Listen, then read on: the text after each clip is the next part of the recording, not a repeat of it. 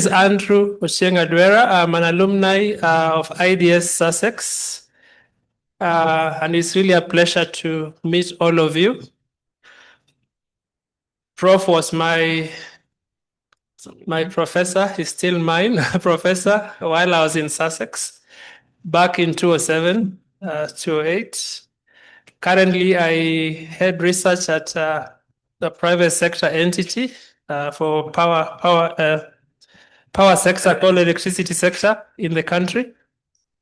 But I continue being engaged in these conversations of development because we also form a very big part of alumni, led by my brother here, Collins, in the country.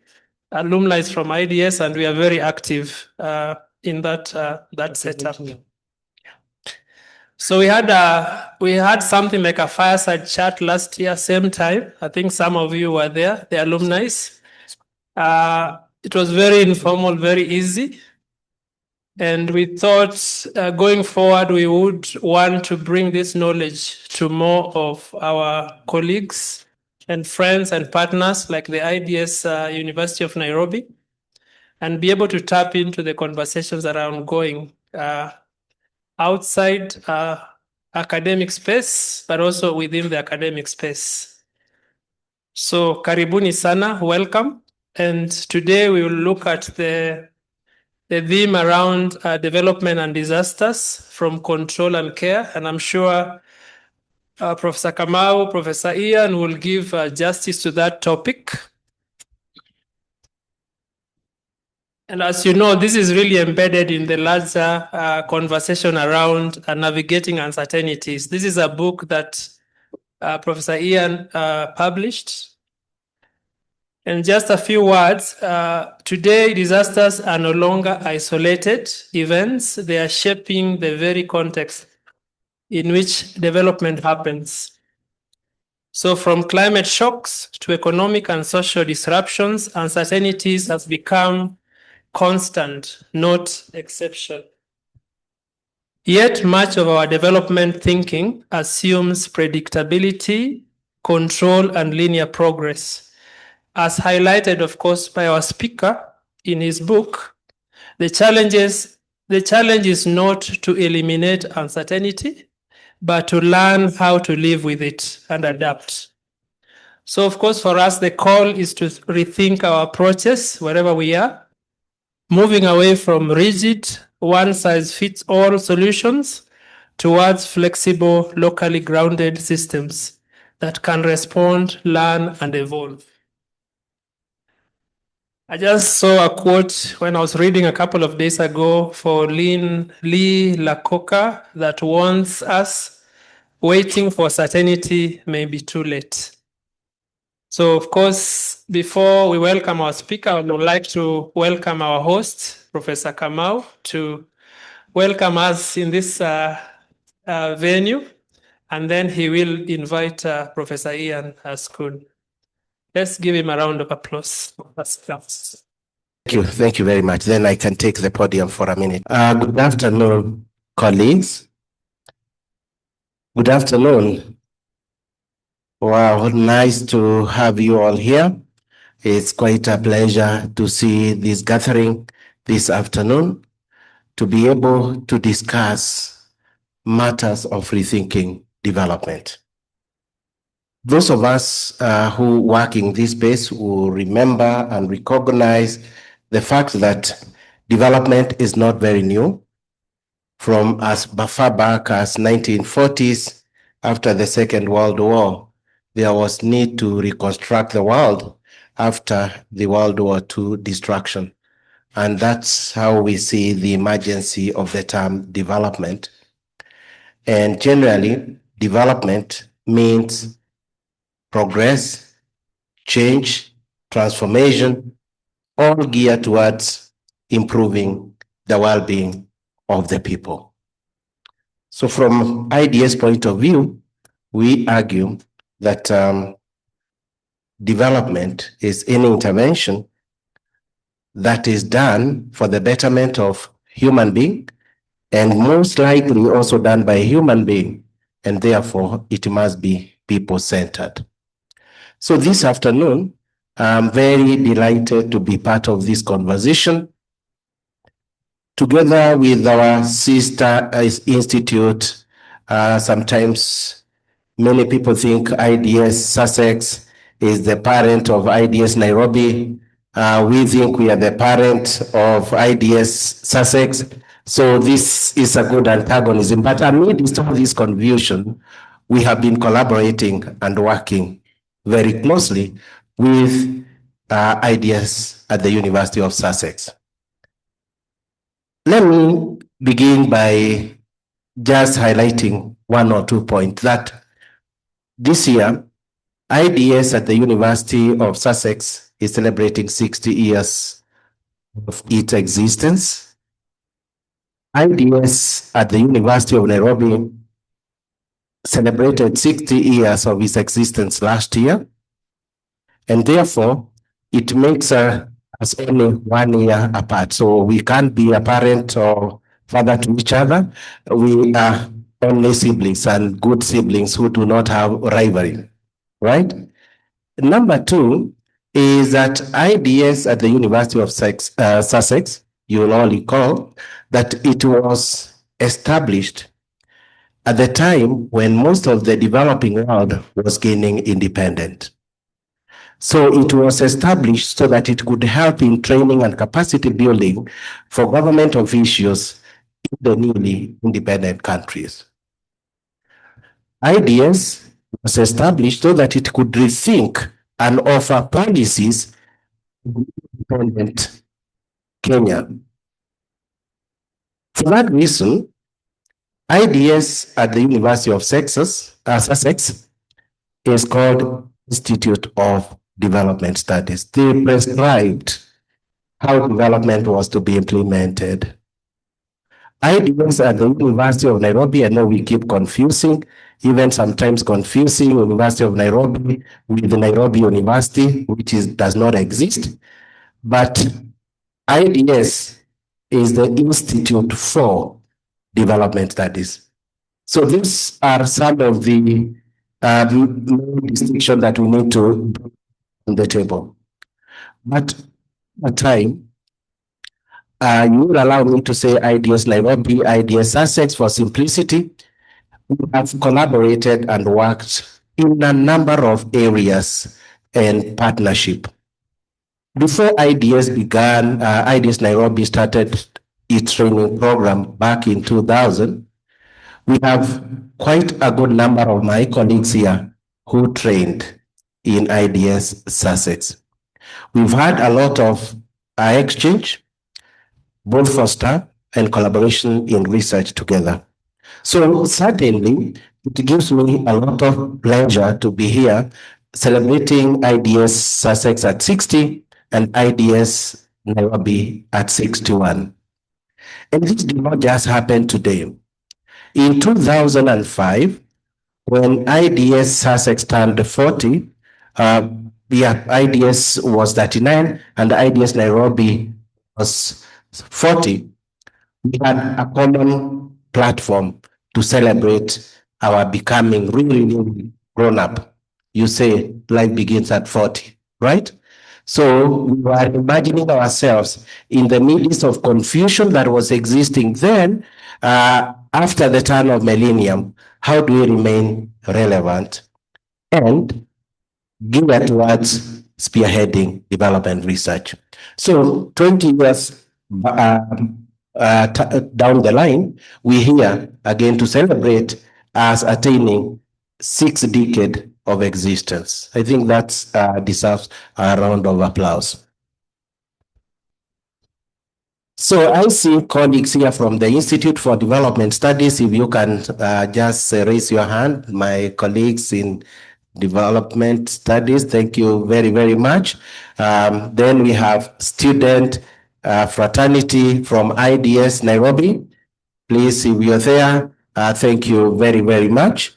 We have IDS alumni, IDS Sussex alumni. Are we there? IDS alumni? Oh, great. Thank you. We have IDS Sussex members of faculty and staff. If not anybody, then Professor Ian is here. Please give him a round of applause. And we have development practitioners who may not be affiliated to IDS Nairobi, IDS Sussex, but you are here because you're in this space. Please raise your hand and then we can appreciate you for creating time and for being here to resonate and work and rethink with us. So, sorry. Oh my goodness, yeah. How many do we have? I can't see now because this is projecting Ian's presentation. We have 24 online participants. Thank you very, very much. We appreciate and recognize your presence. Thank you. Since saying, it is really an important occasion for our two institutes to be gathered here this afternoon to celebrate our milestone, to look at what we have achieved, and also begin to rethink what does the future hold for us. When we do this, there's a lot of rethinking, whether development as a discourse, as a discipline, and this morning we're talking whether development studies are a discipline or is it a conglomeration or aggregation of many disciplines, and who should claim ownership. It's under a lot of debate in terms of its relevance and its space in the development discourse. This event, where we are rethinking development and disasters from logic to care, is organized largely by IDS Sussex and IDS Nairobi alumni. When this idea was mooted to me, I also said, since IDS Sussex alumni in Kenya were the ones spearheading, we will do the same. And therefore, Dr. Rama Hassan here, Pascaline, and others who represented IDS in the preparation and organizing this event are also part of our alumni, and today they are working with us as faculty members. We are happy that beyond those of us who are here in person, we also have many colleagues who have joined us to celebrate this event virtually. This is an important occasion which represents our growing partnership between Kenya and the UK. You can't talk of the UK in Kenya and Kenya without remembering that during colonial time, we were conjoined. And even after independence, we're still sharing some commonwealth, right? Where this wealth is situated is a matter of debate. But in terms of development also, the UK has been very instrumental in the development discourse in Kenya. For that, we remain appreciative. I would like to extend my sincere thanks to our alumni, partners, and colleagues who have helped organize this event. And all of you who have taken time to join us. Your presence reflects a shared commitment to engaging critically with the urgent challenges facing development practice, policy, and scholarship today. We are meeting at a time when we are facing globally profound uncertainty across the world. When we talk of climate change, the effects and the impacts are just outside the window, right? We could be experiencing very warm and sunny afternoon, and 5 o'clock is going to be thunderstorm in Nairobi. Weather patterns have become unpredictable, and that has affected livelihood significantly. We are also experiencing conflict today with the Iran, Israel, US, and almost every country getting into this. Then we are worried whether we are not going to have a breakout of that world war. So for this reason, we need to continue to ask ourselves, how do we continue purposely and ethically in the face of deep uncertainty? How do we continue practicing development? And that's the main reason why we are gathered here this afternoon, to ask ourselves, what kind of knowledge do we need? Who do we need to listen to? How do we convey the messages we get from our work in order to intervene ably? We are especially honored to welcome Professor Ian Scoones from IDS Sussex, who is our keynote speaker this afternoon. Professor Scoones is an internationally recognized for his work on livelihoods, vulnerability, uncertainties, and agrarian change. And his thinking has shaped development debate for several decades. This morning, I had a talk with Professor Ian, and he tells me he's been around this space, although originally from a different discipline, but for the last 3 decades, he has been at IDS. He's been talking about this. So we're talking to someone who is well-seasoned and well-knowledge in terms of how development can be rethought. Ian has strong local collaboration here in Kenya, working with our colleagues like Dr. Rama Hassan, Dr. Washira Jackson, right? And our local collaborators in the northern Kenya, one of which we met, those of us who are here for the IDS at 60, is CRDD that works in drylands. In addition to the key speech that we're going to listen to Professor Ian Scoones, we have a panel discussion, and this panel discussion is going to reflect on IDS global intellectual community, where our alumni are working across government, civil society, research, and humanitarian organizations, so that they can bring their experiences into the dialogue, because many times we sit and prescribe and not knowing how this is going to be taken by those we are prescribing for. So it is my hope that this space will give us an honest reflection, critical debate, and meaningful connection. We encourage you to engage actively, ask the question, share your experiences, and use this opportunity to reconnect with fellow, especially for IDS alumni, IDS Sussex alumni, and colleagues across sectors and region. I only need 10 minutes. No, it's okay. So, in this connection, I would not like to extend by talking more, but just to say that I welcome all of you here. And once again, to thank all of you, to thank the University of Nairobi for allowing us to have this open and candid discussion here, to our keynote speaker, to our panelists, and all of you for being part of this conversation. I look forward to the insight that will emerge from today's conversation and to continued collaboration between IDS, between our 2 IDSs, our alumni, our partners, as well as all the development thinkers and practitioners, especially on the continent.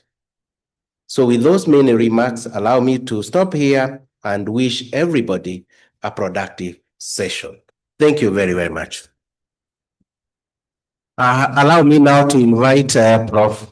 Scoones, Ian, to give his speech as a keynote. Thank you very much for the generous welcome. And it's always a pleasure to be at the University of Nairobi, and especially at this moment when we're celebrating these anniversaries.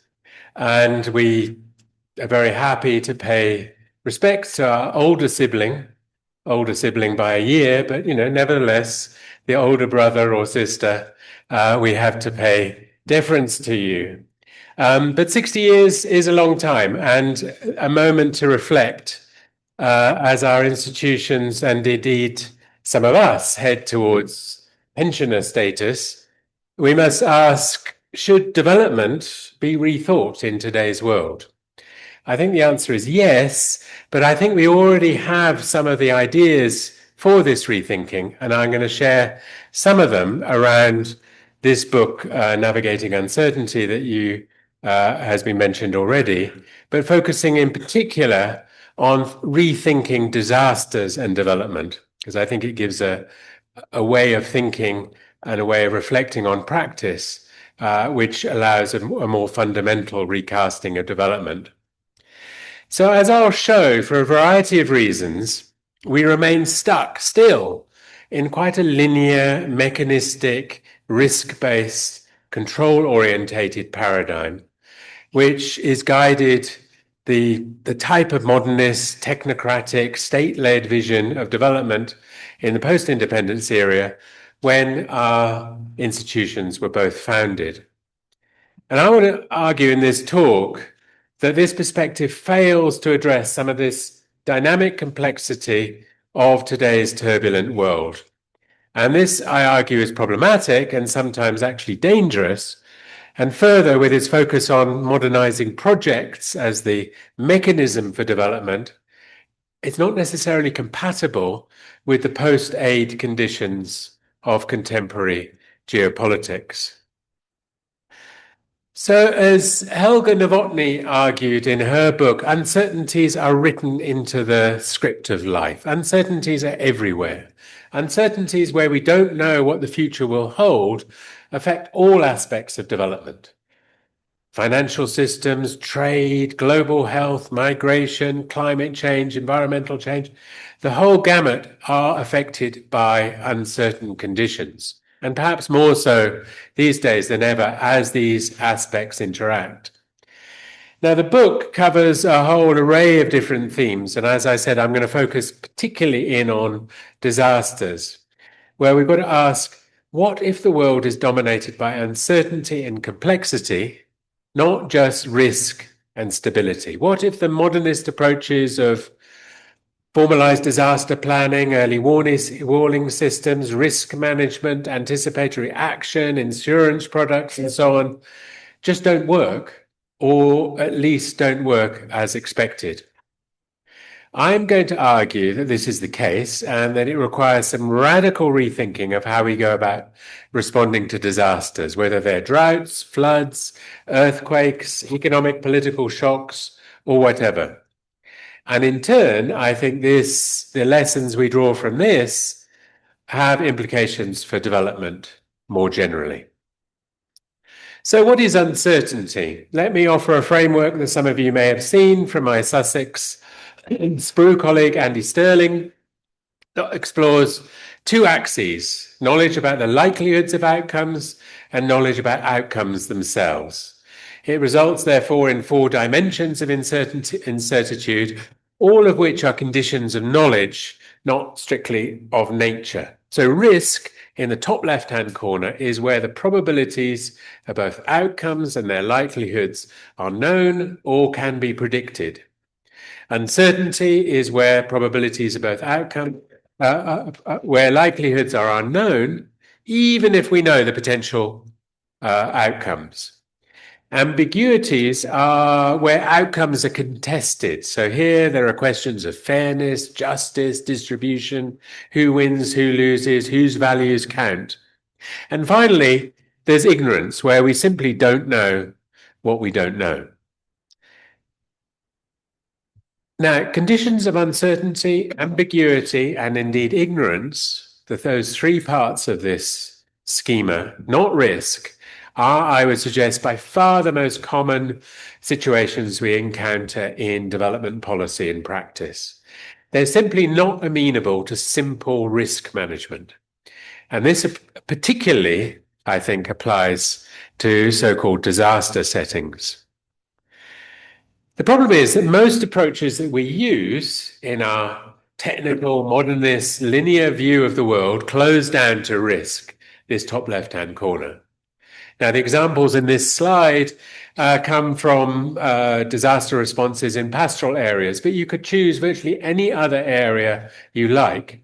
Plans, models, insurance products, goals, targets, metrics, indicators, all seek closure, pushing us often dangerously into zones where knowledge and outcomes are assumed to be known, or at least thought to be able to be estimated, predicted, or calculated through modeling efforts and others.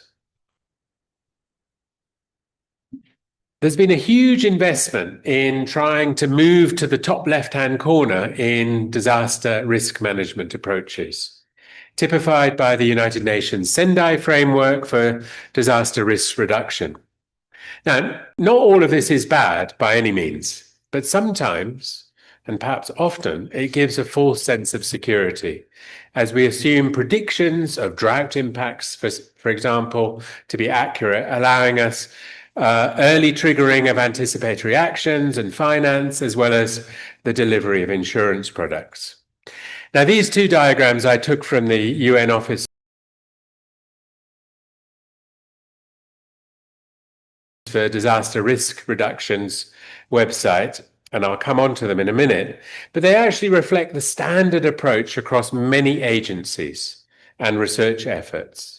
For example, a recent bilateral agency research call in this field asked for the leverage of Earth observation, geospatial analysis, and modeling capabilities to enhance prediction, preparedness, and response, and deploy rapid research modeling and AI analysis to produce expert assessment and modeling for the cascading and compounding impacts of hazards. You could choose many, many examples of this. Technologies for prediction and so management and control are what is desired. But do they work? That's the question. The overall aim of this, increasingly, I would say, technocratic and financialized infrastructure in disasters and humanitarian and development space is, the argument goes, to make decisions that are more technical, they're more automatic, and they can operate at scale, with less reliance on unreliable humans who govern on the go and must manage responsibilities and complexities in the real world. And especially as aid funding is in decline and humanitarian agencies are being squeezed, there are fewer jobs for people who are the skilled professionals who used to run these systems. So more and more reliance on the technical managerial control systems and so on. But what happens if conditions are uncertain? The woman on in the diagram on the right with a huge, great magnifying glass signifies predictive data. But this predictive data may be of less use if things are uncertain. The woman in the office sitting in the office may not be able to deliver in the ways that were imagined. And the humanitarian need, the gap between the two graphs, may not be reduced, as the man on the right suggests, because of uncertain, complex conditions. And indeed, the time frame over which the so-called crisis operates, the up and down on the graph, may not be quite as envisaged. And I'll come on to why this is the case. Now, the integration of all the elements in the other diagram seem fine, but they may not be quite as neat if early warning predictions remain uncertain, as they always will. And this will mean early actions will not be possible based on predefined triggers. Simple parametric insurance won't work in the way that to deliver the technical and financial preparedness that was envisaged. And at the same time, the type of resilience projects that are always designed to facilitate climate adaptation may not work as they're meant to. Yeah, I know, and you can come back to me on this. These are stylized representations of a much more complex and nuanced debate, agreed. But I think there are some fundamentals at play here. The assumptions, even with the nuance, is that the challenge is a risk management one, to be defined. Perhaps these are cascading and intersecting risks and hazards, and they need to be managed and controlled over a defined period called an emergency or crisis. But I want to ask, what might an alternative to this vision be that operates over a different timeline, not focused on a single crisis, that brings local people in, not mentioned in these diagrams, that makes use in partnerships with expert knowledge of indigenous knowledge and practice and experience, again not mentioned, and addresses and embraces the unacknowledged uncertainties, which are definitely part and parcel of this story, where we don't know the likelihood of the outcomes that we assume that we can predict. So if we're to avoid this risk framing of disaster preparedness and response, we need to have some rethinking. And I want to take us to the northern drylands of Kenya for some of this rethinking. And we've been doing this together with colleagues, some of whom are here in this room, also alumni of the University of Nairobi, working together with the Centre for Research and Development in Drylands, CRDD, that Paul mentioned earlier. What is some of this rethinking saying? So the standard approach we see in the northern drylands, and you could replicate this across many parts of sub-Saharan Africa and beyond, is a huge array of so-called resilience projects. This is what Thea Hilhorst, when thinking about humanitarianism and its changes, termed resilience humanitarianism, where humanitarian interventions moved away from the classical focus on standard protection towards a project modality. And this has happened at least over the last 2 decades, if not longer. The aim was to reduce the humanitarian burden, build resilience, connect humanitarian response and development response as part of a nexus. And how is this done in the pastoral areas of northern Kenya and beyond? Most of this tends to focus on the creation of so-called alternative livelihoods projects, on the assumption that moving away from pastoralism, which is deemed to be vulnerable and non-resilient, to other forms of production and livelihood is the way to go.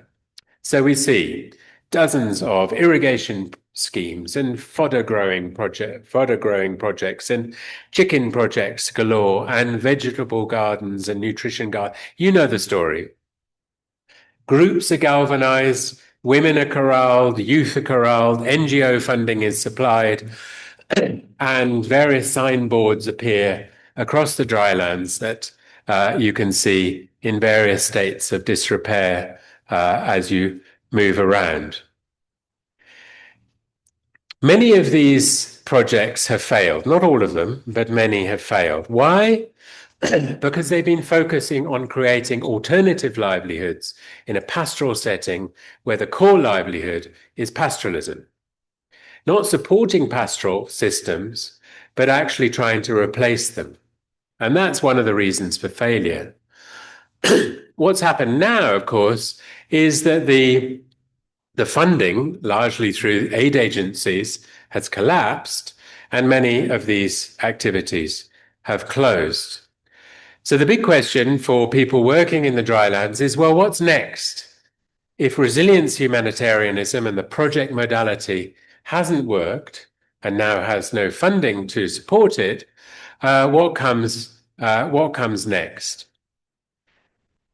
So in our discussions, we think that there's some fundamental rethinking is required, which moves beyond a risk framing, the top left-hand corner, focusing on prediction management control through projects, to one focused on uncertainty, focused on adaptation, on flexibility, on experimentation, on improvisation, with pastoral systems at the center, not trying to create alternatives. And this means rethinking the style of disaster preparedness and response. Our on-the-ground research shows that there's an array of technical and financial interventions in the drylands that are deployed for disaster risk management and response that often don't work as expected. They're often not trusted. They frequently fail to integrate with pastoral systems, and they don't articulate well enough with pastoralists' own local experiences of multiple intersecting uncertainties and how crises are understood. And I'll explain why that is and how that is in a minute. Because droughts are not necessarily seen locally as just a single moment of disaster and crisis. Local practices are focused on unfolding uncertainties. Droughts are part and parcel of a process of change. And local responses, as Tahira Mohammed and many others have pointed out, are rooted in moral economies, forms of collective solidarity, social networks, and vernacular forms of resilience building. Now, I don't want to say that this is not an argument for letting go of expertise and technology and assuming local people can just get on with it on their own. Too often they can't, and disasters can overwhelm. But it suggests a different form of relationship. Instead of imposing solutions, working with what people already do, supporting existing networks, and augmenting possibilities rooted in pastoral systems is a more viable way forward, I suggest. And it's a very different response to what disaster risk reduction should look like. So to think laterally, and this is to challenge us about ways forward, we have to take inspiration from other fields that also respond to disasters under conditions of uncertainty. So there's a whole array of practice focused on what are termed critical infrastructures. These are infrastructures that deliver important goods and services to society in the face of high levels of variability and so uncertainty. They may be electricity supply systems, for example, water supply systems, or food producing systems. The key question is, how do the goods and services, whether electricity or food, get delivered reliably, and who is involved? So if we see pastoral systems as critical infrastructures, that must respond to uncertainties, as we said, whether that's drought, disease, conflict, and so on. We can ask, just as in the control rooms of an electricity supply system, how can the system generate stable supply in the face of highly variable conditions? And interestingly, what we see in both systems, electricity supply and pastoralism, are what we call high reliability professionals and their networks, people who can respond together both to the immediate day-to-day challenges and have the understandings of and intelligence on the wider systems. So in electricity supply, these are control room operators, IT professionals, engineers, and others. In pastoral systems, these are shopkeepers and motorbike drivers and NGO workers and others. It's these reliability professionals who ensure that the lights are kept on, in California in this case, and the herds kept alive in northern Kenya. In both cases, though, their role of these high reliability professionals is massively underappreciated and not worked into that technical, financial, modernizing approach to disaster risk reduction that I've talked about. So we need to think about what are the vital networks and collective practices that allow, and knowledges that allow these people together to continuously avert disasters as they do.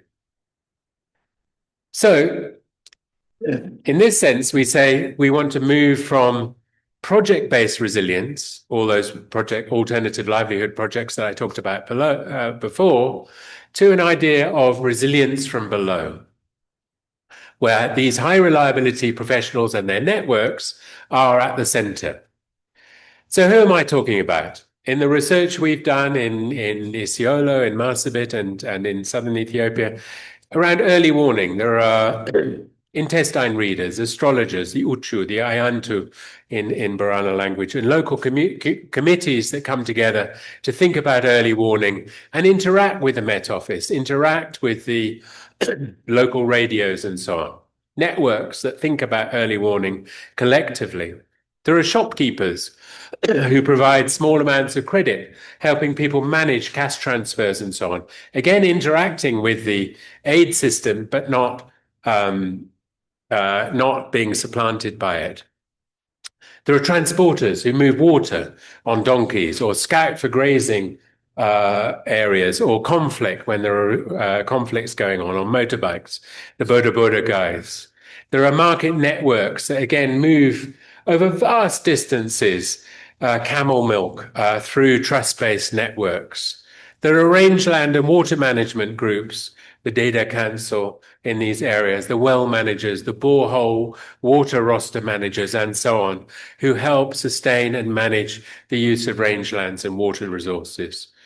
There are fodder supply managers, women's groups involved in collective collection and storage of grass, tuber harvesters, people who facilitate links to the highlands or national parks. There is a huge array of high reliability professionals in these areas, active all the time, every day of the week, every month of the year. They galvanize knowledge, they mobilize people, they generate funds, they link to the state, they link to NGOs. But we often don't think about them in the response strategies that are evolved. They generate reliability and so resilience through what one might call relational and process-based and caring responses, rather than thinking about resilience simply as a return to stability, bouncing back from a shock. It's a continuous process because crises don't come individually, they are continuous.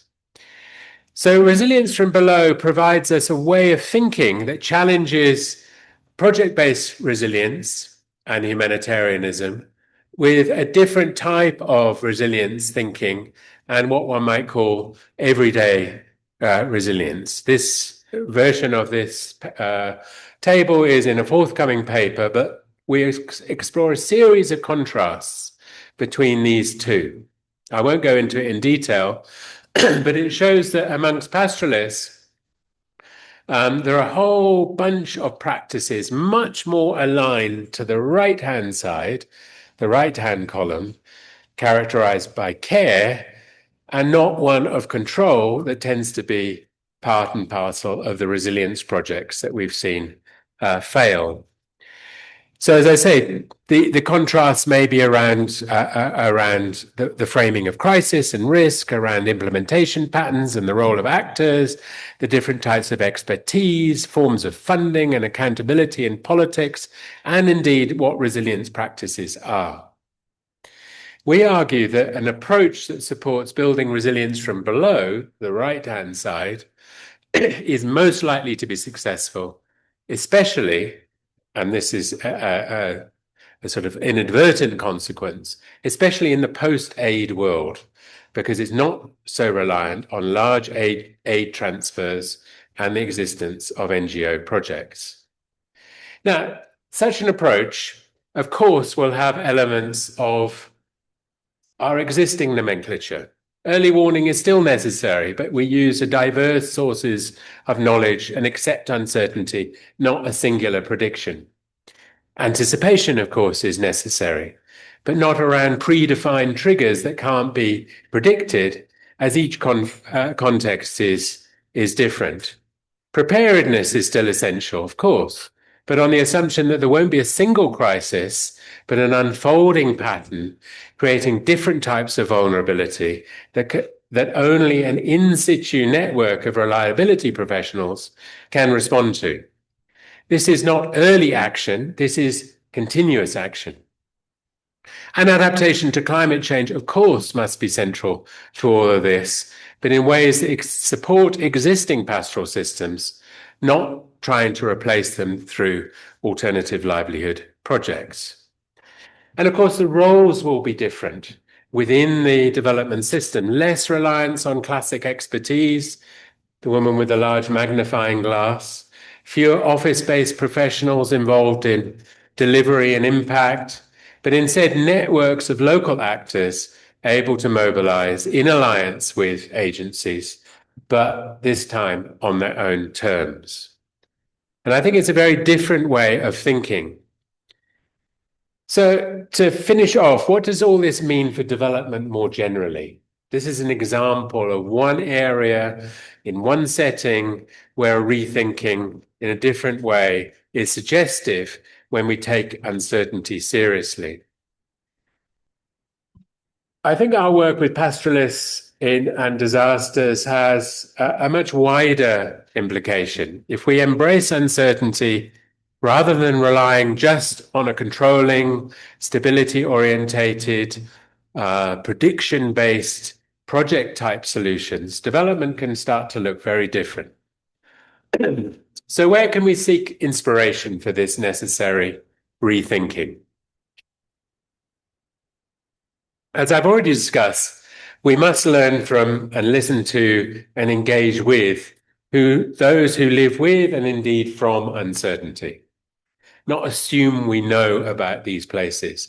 Yes, this includes pastoralists, but it can also include delta dwellers and fishers and swidden cultivators and informal settlement dwellers and so on. But it also involves those frontline workers, health workers, extension agents, control room engineers, disaster relief agency personnel in the field, local government workers who know all of this. These are the hidden reliability professionals of our world, and we need to put them front and center of our development thinking.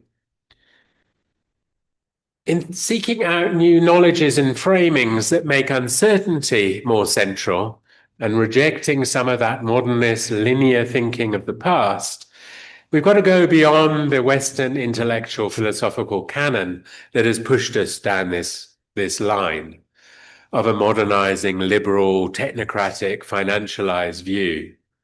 And this is where we can incorporate non-Western views from literature, from poetry, from art, from religion even, that emphasize impermanence, renewal, plurality, and a rather more empathetic view of uncertainty rather than rejecting it and always shifting to the top left-hand corner.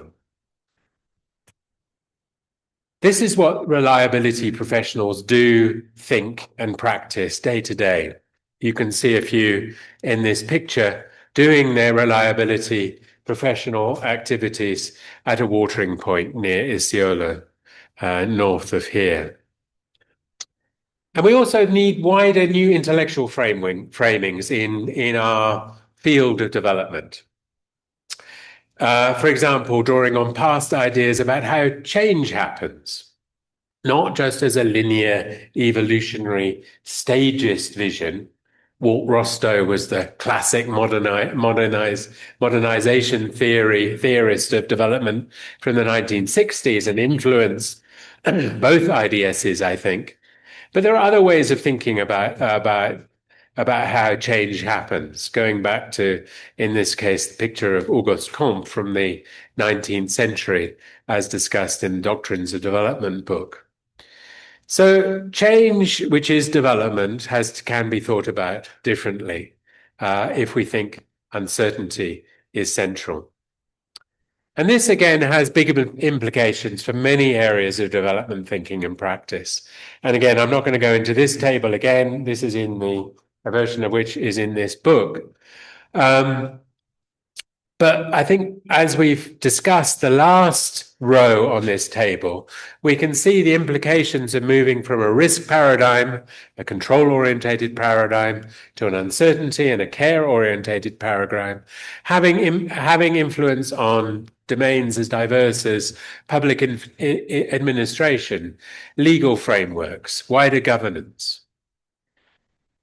The conditions under which uncertainties arise, of course, are contextual. They're affected by history, experiences of colonialism, policy cultures, and so on. But despite these differing contexts and histories, I think moving development thinking and practice from a paradigm of control to one of care is a universal challenge. And even if there are particular solutions and practices for any particular case. So I want to conclude now. As the world grapples with unprecedented turbulence and diverse uncertainties, it's important to really seek out alternatives if we're to reinvent development for the current age. In doing this, we must reject what Rebecca Solnit called the cheerleaders of despair and look towards a more hopeful vision, a more positive vision where navigating uncertainty is central. In an essay from a year or two ago, Solnit observes what motivates us to act is a sense of possibility within uncertainty. The sense of possibility within development in the context of uncertainty, you could paraphrase. That the outcome is not fully determined and our actions may matter in shaping it. If we can recognize that we don't know what will happen, that future does not yet exist, but is being made in the present, then we can be moved to participate in making that future. And in making that future, which is a radical, hopeful one, we must enlist and work with the reliability professionals that we've been talking about, who are centered on a caring approach rather than a control-orientated approach. And I think this means rethinking disasters, as I've said, in pastoral areas and beyond, but much more fundamentally, how we define, how we practice, and indeed how we teach development more broadly. So for the next 60 years, I hope both IDSs, older brother or sister in Nairobi and us juniors in Sussex, can continue and challenge these ideas because these are big ones and ones which I think are coming to redefine the way we think about the world. So I'll finish there and I'll leave you a short reading list, which mostly are papers led by Rahma. You can ask her all about them, which are based on our work in the Northern Drylands on pastoralism, disasters, and humanitarianism. And the book, as I think all of you know, is available for free to download through the Polity Press website. So do have a look at it. There's a chapter on disasters which covers some of this, but there are chapters on many, many other topics. So thank you very much. Thank you very much, Professor. Let's give him another round of applause. Thank you. It's always exciting to hear the insights from Prof. And I think for most of us, the narratives have helped us in our places of work, not only in the pastoral space, as he mentions, but in the energy space, in the financial spaces. And I see most of the alumni here who can attest to that. So because of time, I will request the moderator for our next session just to come on board and invite the panelists, where we'll be delving a bit more in detail just to piece down a couple of points that Professor has mentioned. And I hope after that, then we'll have an open session to discuss more in details. Thank you. Good afternoon. Oh, I like the energy. Good afternoon. My name is Mary. I work at GIZ. I'm a junior technical advisor for green hydrogen, a topic for another day, but that explains the hair. Happy to be in the midst. I really appreciate how Professor Ian and Professor Kamoa really set the tone on what we're talking about today, how we've narrowed down to uncertainty, in particular to development, and in particular to disaster. I have a very, very, very powerful team with me. As you've heard, it's either, actually, all of them are alumni of IDS Sussex and IDS-UoN. I'll give them a chance to introduce themselves. We'll keep it quite brief, but after that, we'll open it up to 15 minutes questions. Sawa sawa? Sawa sawa? All right. When I mention a name, please a round of applause. I'd start off with Mr. Collins Aseka, Dr. Rosa, Dr. Washira, Dr. Mukri, and last but not least, I really do not know how we'll say hi to our virtual panelist, but we do have Miss Sharon, but I know she's with us. Sharon, please confirm if you can hear us. Pascaline, you can check in the chat. Hello, everyone. I can see she's waving. Is there a chance I can project this? All right, as our IT team supports us with projecting Sharon, we can start with a round of introductions. Again, as I've mentioned, my name is Lorraine Jerry, happy to be in the space. Like to pass it over to the experts in the room. I'll be the moderator of the day. Apparently, I'm labeled the bad cop. I'm quite strict with time, so please bear with me, but we'll keep it very engaging and interesting. So a round of introduction, then we can get into the elephant in the room. Over to you. Good afternoon, everyone. It's an honor to be here. I'm Rose Oronje. I work at the African Institute for Development Policy, where I'm head of programs and deputy executive director. My background is development, politics, and of course, science and communications. Thanks. Thanks. Good afternoon, everyone. Good morning from wherever you are joining us. My name is Jackson Washira, and I'm a postdoctoral research fellow at the Center for Humanitarian Change. Think tank based here in Nairobi, and we draw on research, learning, and adaptation to build humanitarian and development programs that work in highly variable contexts such as northern Kenya and other parts of Horn of Africa. My specialty is in climate change adaptation, having graduated with a PhD from the University of Nairobi about 6 months ago. Glad to be here. Good afternoon, everyone. My name is Elvin Yukuri. I am in my familiar space, my lecture hall. My background is international development policy and practice, and I currently teach at the Center for Advanced Studies in Environmental Law and Policy at the Faculty of Law, University of Nairobi. And KESLAP is a daughter to IDS. IDS birthed KESLAP. So I moved from the mother, and I am in the I'm a child section. So it's a pleasure to be here. Worked quite a lot as an associate as well of IDS Sussex, mostly in northern Kenya, and I hope to learn more and share more on what I've been doing. Thank you. Good afternoon, everyone. My name is Colin Saseka. I'm an IDS Sussex alumnus. I left Sussex in 2010. I currently work at the National Treasury. I'm in the Resource Mobilization Department, and I'm therefore very happy to be here this afternoon because I believe when we talk about rethinking development, we are also looking at how then we finance that rethinking. And so I'm happy to be here and look forward to discussing more. Thank you. Thank you very much. Sharon, if you can hear us, please do introduce yourself. Hello, everyone. I'm Sharon, and I'm really happy to be part of this conversation. I'm also an IDS alumni. I left IDS in 2022, and I'm from Madagascar, and I've been working in Madagascar around clean cooking projects. And I've been also engaging with international organizations like the European Commission. And I'm very curious of the question of how we can rethink development. And I'm really looking forward for it and to learn also from all of you. Thank you very much.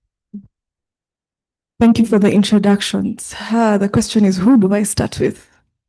The lady, Dr. Rose. From your description, what I've gathered is you're very heavy in the evidence to policy support.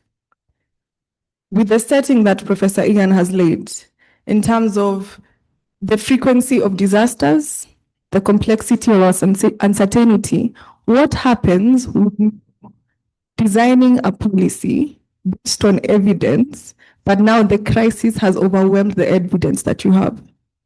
How does your organization or the policymakers move forward from that? Right. Thanks, Lorraine, for that question. It's not an easy one. I should have noted that African Institute for Development Policy, AFIDEP, we work to support sustained use of evidence by governments across the African region. And so we are a research institute set up to ensure that people are not just generating evidence, but it's actually getting into decision making. So that's where that question is coming from. Now, I mean, given what Professor Ian has said, which is the reality, what we look at, there are a couple of things I'll mention. First of all, is even just noting that I might say things that are controversial. I fully believe in the role of evidence in decision making, that it enables governments, it enables citizens, it enables communities make better decisions because you have more understanding of what the challenges are. And that is what keeps me going on this, because I believe evidence has a really big role to play in changing the story of Africa as far as development is concerned. But then coming back to linking to what Prof. Ian has said, I just want to also even start with this evidence. For me, my work has always gone back to remind the people I work with, be it in government, be it in the media, in thinking about evidence in a way that is practical. So evidence is not the great science published in some paper alone. That is great. You know, great evidence coming out of very good models. That is great. But evidence is also the realities of communities, right? The lives they live every day within their communities. And often that is removed from the decision-making space. Evidence is also expert opinion, right? We saw during the COVID-19 period where there was evidence. Largely, there was no evidence.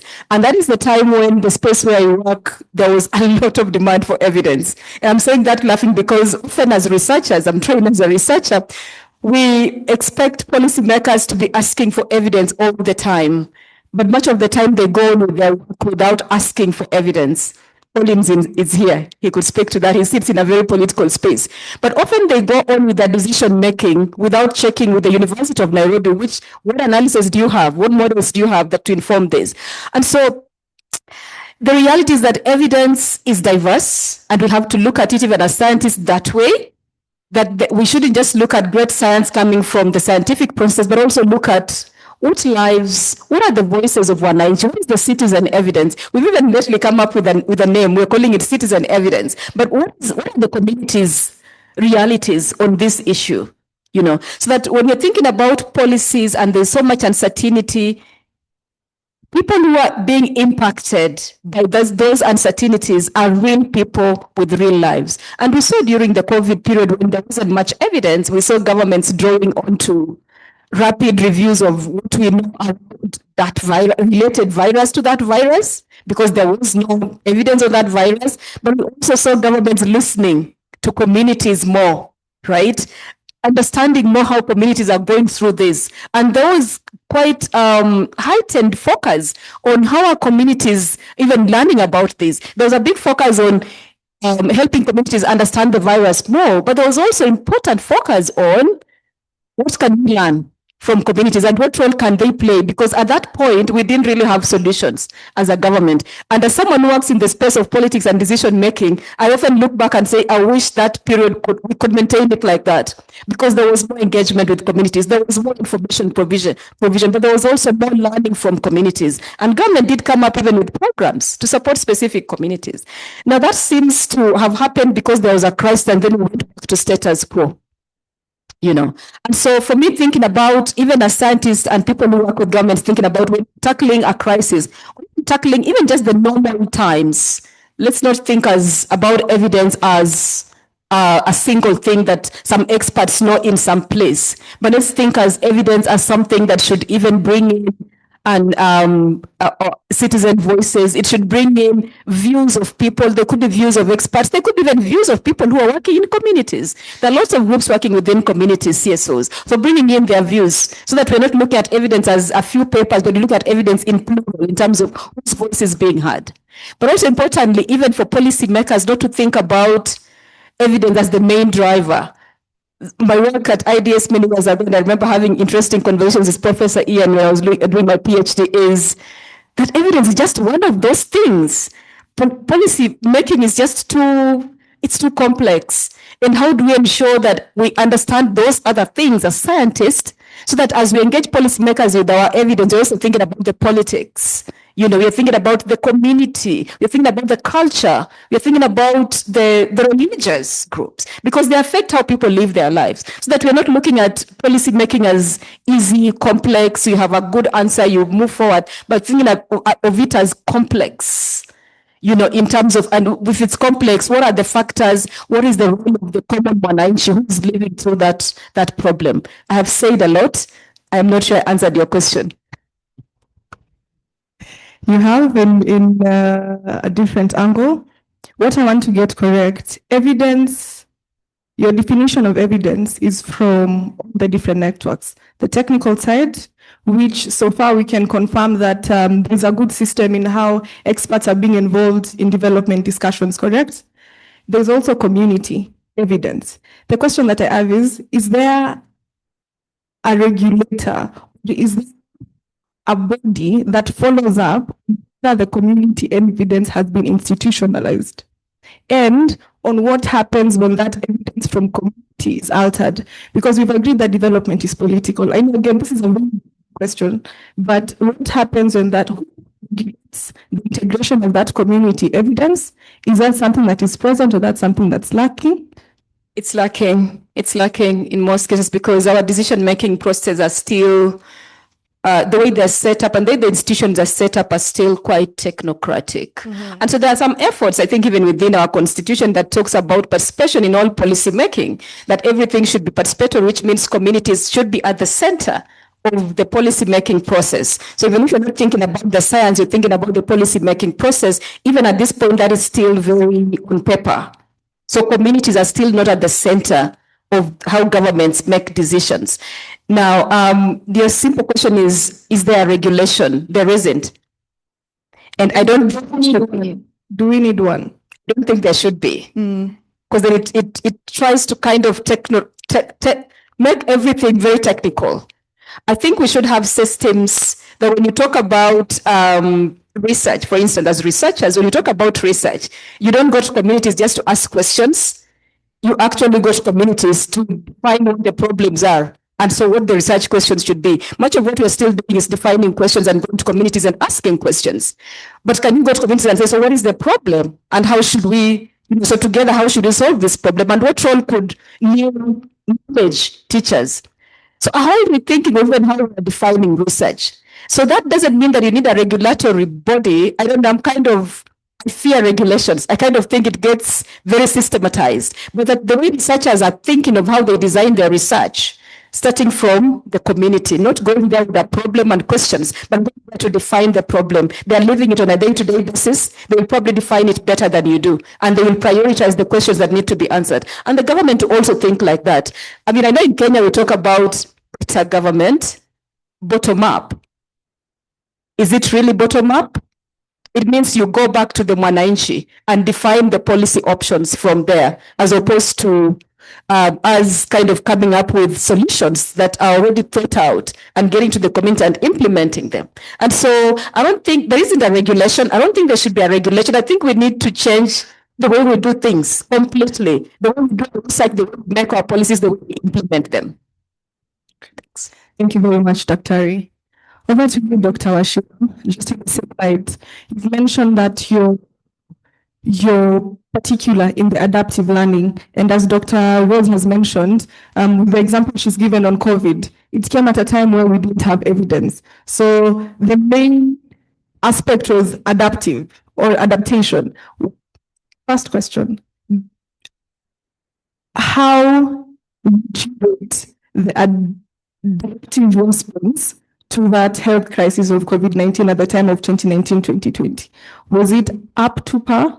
What could have been done to reduce the calamities, for example? So what was done best and what could have been done best in light of adaptive learning?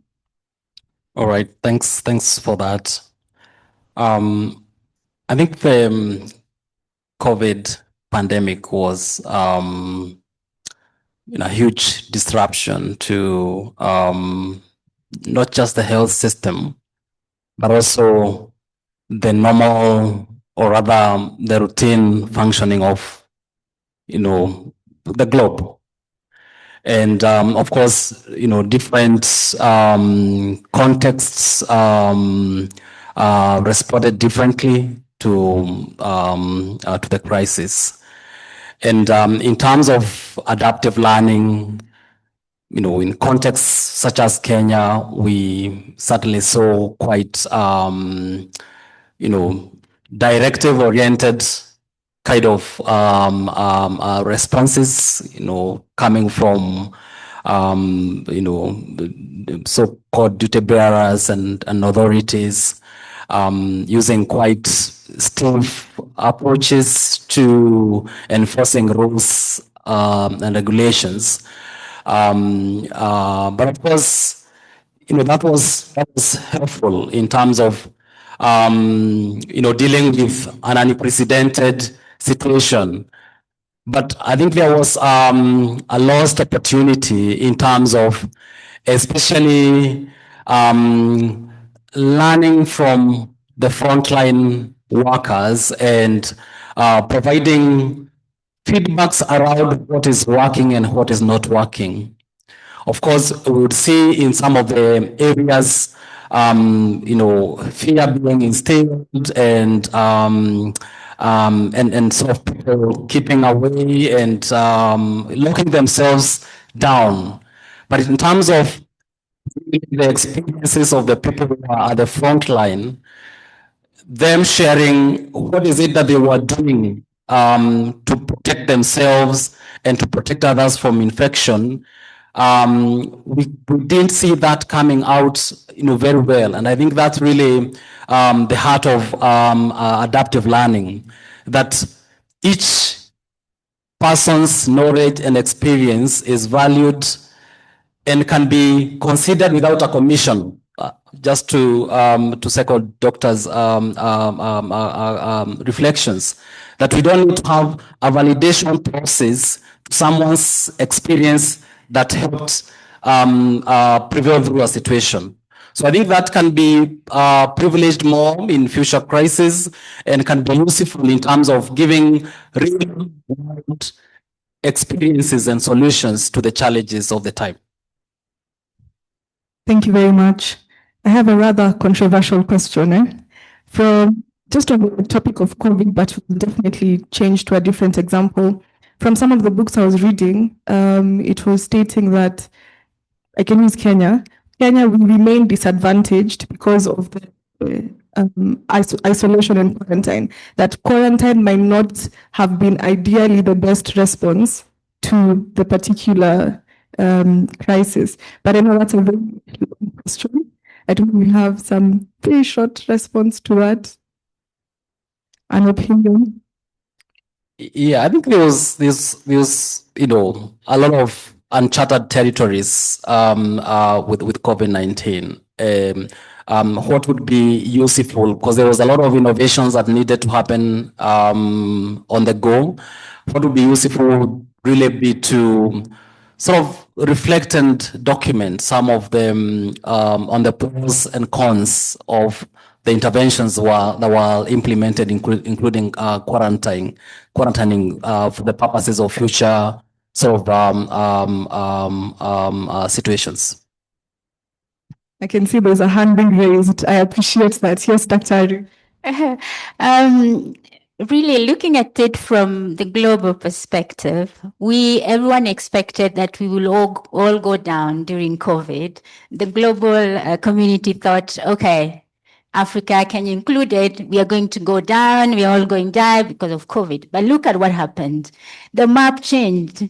We were actually much better off than those in the north. Looking at how we actually survived, I mean, statistics shows that what everyone thought we would be at, we weren't. So I think looking at our, quarantine was just a measure of which we needed to bring to the people about COVID, etc., etc.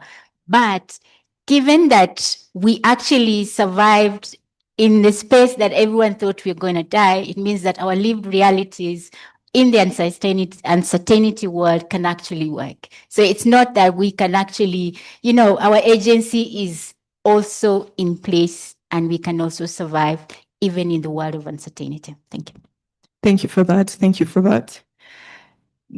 The body that has been mentioned over and over is the government, and I'm seated right next to the government, Mr. Collins.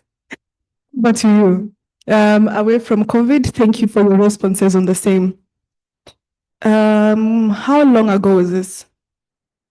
2024. 2024, I had a chance to be a junior consultant, still with GIZ, at a project called Resilience Initiative Africa. This was a regional project with the AU and UNDRR on topics of decentralizing the discussions of disaster. So what exactly we were doing is we were capacity building subnational governments across Africa, particularly Kenya, Mauritius, because they were very troubled with the issue on the floods and landslides. What we came to notice from my short period during that Resilience Initiative Africa project, about 95% of the governments, their disaster management budgetary allocations were towards response rather than prevention. And I know where you sit, you deal a lot with sustainability-linked financing. How then does the National Treasury allocate and decide on the money that goes into prevention, but also into the response? How do you maintain a balance to ensure that you're not just curing a symptom, but rather the root cause? Again, a very loaded question, but I trust in your capacity. Yeah, it's a bit difficult to speak, but then obviously, I don't know if I'll use an analogy or what. Suppose, like recently we had a flood here in Nairobi, right? And nobody apparently anticipated that. And from where we sit, then you have to rush to the contingency fund and get funds to help alleviate the situation, the suffering and the loss of property, life, and all that. And so uncertainty is, I can say, from where I sit, is difficult to budget. You will, yes, do the budgeting, try to do preventive budgeting, but then you realize the situation on the ground is different.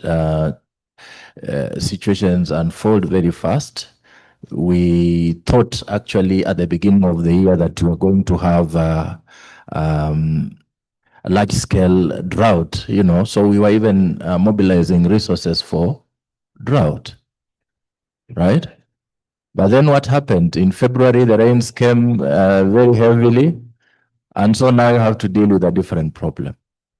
And so I find it a bit, and that is where then the people sitting in government offices, you are caught in a dilemma. You think you can do something, maybe A, and then the situation finds you off guard. You have to do a different thing, right? I'm not sure if I've answered you conclusively, but then that is the situation. Yeah.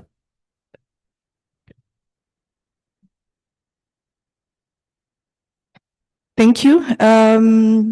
To some degree you have, but just as you've started, it's very complex managing uncertainty. But then that ties to what our opening panelist had mentioned on how evidence forms the basis of development. But what happens when the evidence that the government is relying, I don't want to call it incorrect, because every evidence, I believe, is based on substantial data, but then there are usually some factors that might deviate. Is that the case? That might deviate the final conclusion. Pardon? It's robust. Hoping the drawing on robust data. Again, it goes back to who regulates the evidence, but story for another day. No, thank you very much on that. I think what I'd like to ask from where you sit, I don't know if you've intricately worked with the disaster side, because the question would be what response or what model has worked. And it's flexible for us to move away from disasters. Probably you're also very familiar with the clean energy. The biggest one that we are very familiar with is the Green Climate Fund. For those who are not familiar with the Green Climate Fund, this is one of the largest climate funds. They actually will be holding a conference, I believe in June. It's primarily working on clean cooking. Also, in another life, before resilience and before green hydrogen, I was working on a short-term activity on clean cooking. So happy to hear what, I know you've done a lot of efforts. The National Treasury has been very at the front line of really supporting that particular development on clean cooking initiative. Just to give more context to the audience, what clean cooking is supposed to respond to is it's disbursement of improved cook stoves that have a higher efficiency, and it's meant to reach the last mile entrepreneur so that it can be able to reduce the amount of firewood that's being used for the cooking, number one, because of the high efficiency stove. Not only that, but it also, the project was focusing on reducing household air pollution, because some of the data that the National Treasury and the government was very keen on was the, is it called the mortality rate of women and children. So it was responding to a lot of things. And then the general umbrella of the carbon emissions from the firewood. So happy to hear on a successful, innovative solution that National Treasury has spearheaded. Yeah, thank you very much, Lauren. And maybe for the audience to just know that I'm actually the one who processed the agreement, the financing agreement for the projects he's talking about. So I'm very familiar with it, and we are happy that you have successfully executed that. But I just want to go a bit long and then come to what you're saying. We are all aware that the traditional forms of financing are quickly diminishing. International financial markets are having a lot of challenges in providing terms that are suitable to governments, especially low middle income governments and least developed governments. And so we've seen also situations where huge financing, financiers like USAID have pulled out. And then the other thing, in view of the ongoing geopolitical activities, especially in the Middle East, of course, now a lot of countries are focusing on energy imperatives to ensure that they are energy sufficient. So, like China, for example, has invested a lot in solar energy, and it continues to invest in that. And every other country is therefore keeping the little reserve of oil that they have. A lot of our traditional financiers, especially from Europe, because of the Russia-Ukraine war, they are focusing on security. And that, or those two examples, simply mean that we have little ODA to look up to. So the traditional form of financing, the forms of financing that we used to have, those concessional, highly concessional loans, which are almost like a free gift to government, are no longer available, or rather they have really, really diminished. And in view of that, we as the people who sit in treasuries and ministries of finance, we've been forced to come out and think more innovatively. And as we speak, for example, we are almost issuing what we call a sustainability-linked loan. How it works is that we've come up with a framework, that is the National Treasury, the framework for sustainability-linked financing. And this framework has two KPIs, key performance indicators.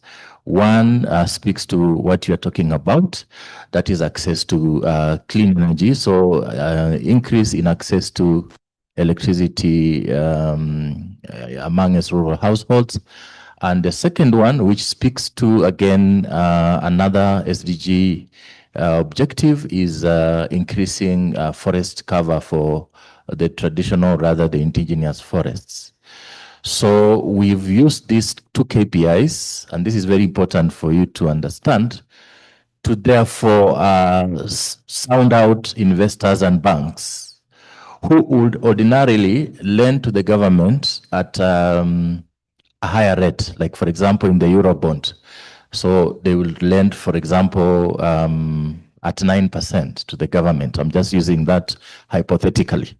But now that we have sustainability imperatives in our lending instrument, we have told them that, fine, these are the targets we agree to meet, right? So if we meet the targets, you will lend us at 9%. Still the same as we do the Eurobond. But if you overperform, you will lend us at a lower rate. So like maybe 5%. I'm just saying again, hypothetically. Right. And at 4% is the same, more or less, rate that the World Bank IBRD would lend, or the African Development Bank ADB would lend. Slightly higher, but more or less the same amount. The KFW, they call them what? Promotional loans will lend to the government.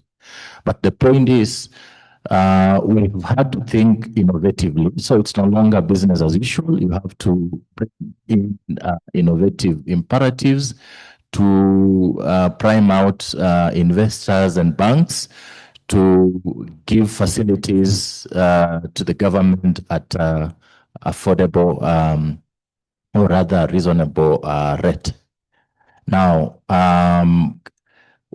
in the context of what we are talking about, because this is the first, the premier loan we are issuing in that sustainability space, we could have the next one or the other one speaking to disasters. So if considering this is already done, we will deliver on this one. But going forward, we also are looking at having different sustainability linked, sustainability or the SDGs indicators being brought on board. So it could be maybe access to clean water. It could be how we are addressing the issue of disasters in northern Kenya, but then and many others. So this will come up later. But I just wanted to say that we are thinking aloud on how to finance development in a more innovative manner. I'll leave it at that, but there are other examples. Thank you. Thank you for that, Collins. Please jot down your questions for the Q&A after. I'm also trying to reserve myself from asking follow-up questions, but I think the issue is time. Yeah? The questions are there, but the issue is time. But the government is usually a very interesting body and very fundamental in rethinking development. I'd like to pass it over to Dr. Evelyn. You've mentioned KESAM. You'd give us a bit more context on that, but my top of head assumption is that it's a platform that should encourage more of these discussions on development with a focus on pastoralism. Could you please tell us a little bit about KESAM?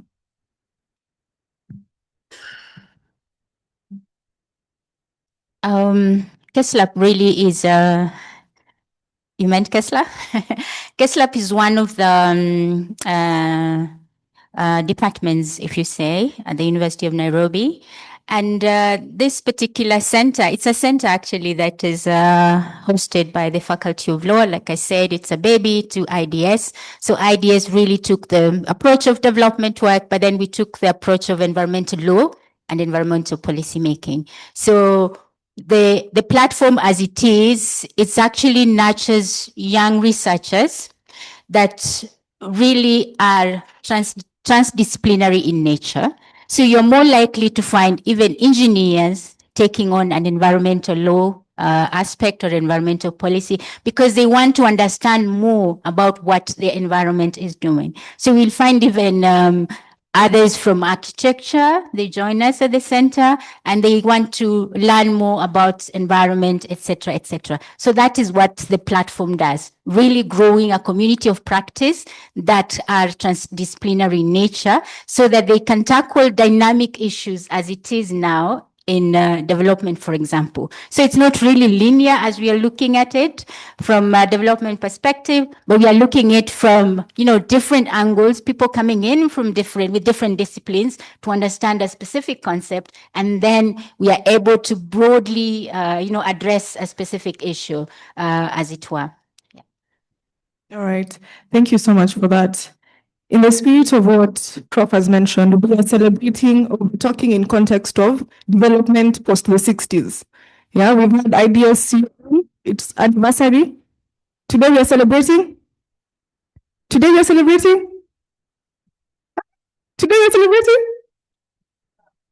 61 for plus. 60 plus. Okay, 60 plus for IDS-UoN, and for IDS Sussex, this will be the 60th. So the objective for sustainability and rethinking development from where I stand as a young person is the next developer, the next policymakers, the next thinkers. How are we facilitating that they're equipped to really incorporate all these things we are discussing? And so it's really nice to hear that you're already working on a setup that brings the practicality, the complexity, as Dr. Rose has mentioned, the multiplicity of knowledge, as Dr. Washuya has mentioned, the adaptive learning of making the exchanges cyclic. So that's very commendable. It would be important for you to share details on who qualifies to be in that space. So what's the process of registration? Because I can see there are also some few people who would be interested in the space, in the same. Outside matters to do with bringing practice to education and people, next generation, I want to take us to something that you said you're familiar with, environmental governance. And if I heard you correctly, you also interacted with Professor Ian on matters to do with pastoralism. So you would be very clear on the references he's mentioned. All right. I know all of you know Trump. Trump's weakness is meandering, he starts a point, takes you round, but we're still on course. Back to you, Dr. Elvin. Matters to do with environmental governance. What can we learn from pastoralists and how they've been surviving and adapting up until now that is missing in the environmental governance space, in the just transition space? Very, very interesting and topical issue. Yes. So one of the things that I must say is missing is that first, you must understand that these pastoralists are not vulnerable. They have built their resilience over time using their traditional knowledges, institutions, etc., etc. So they build their agency already.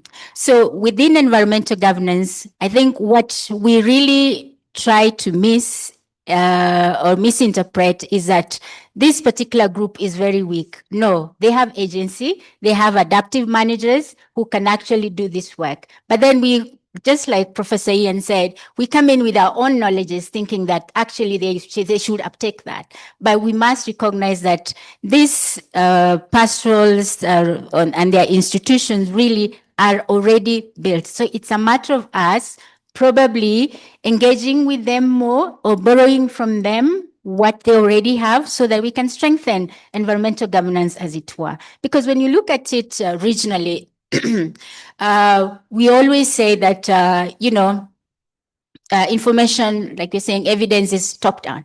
But really, it's always actually, if you look at it, it's always bottom up as such. So regionally, for example, what we have been doing in environmental governance or international environmental governance is really to bring this language that for the pastorals into the protocols, for example, into the peace agreements, for example, even the IGAT structures, so that the language of the pastoralists is actually seen, understood, and actually taken up as we move forward. Because sometimes you really can't work as a state. You have to look at it from a global perspective and then dumb it down to the to the local level, then you understand it better. So I think one of the things that we're missing is the agency, and just really understanding that pastoral system is very, very important as well in environmental governance, and we must promote it as much as any other livelihood that is within our space. Yeah. Thank you very much. It goes back to the question I was asking Dr. Rose. Who then is held accountable to ensure that the pastoralists' evidence is being communicated to the very top? But that's a question then I'd like to pose to Sharon. Sharon, I hope you can still hear us. We've not forgotten about you. But on matters bottom up and top down, you've sat at the EU, right? How would you, from what you've observed, yeah, and from someone who's very eager to think around alternative modes of development, how does the EU and the likes ensure that they're in touch with the realities of the global south? Thank you so much, Lauren, for your question. And this is a really, really interesting question, because I think they have a growing awareness that they need to rethink the way they work. And it is starting in ways as simple as, they change their language, or they change the way they describe themselves. So now they talk more and more of, we want to do win-win partnerships. We want to co-create project with partner countries, but I wonder what it takes to actually operationalize this branding. And I think this is the question that you are asking, because in the end of the day, projects, they are still mostly designed in Brussels, and money still flow through European institutions, and the metric of success is still set by donors. And one day I was sitting in this meeting about launching an evaluation of Team Europe initiatives of projects in different countries in Africa. And actually the evaluation questions, they are drafted in those meetings in Brussels, and for a project that is in Namibia. And so it's really detached from realities. And I think that for institutions like the EU or other that love, fixed procedures and processes, it's really, really difficult for them to actually include the realities of the ground. And also one thing that maybe I can add is that often when you come to those kind of conversation, every person, they come with prepared talking points with their own argument and defensive, and it's the same for the other people. And then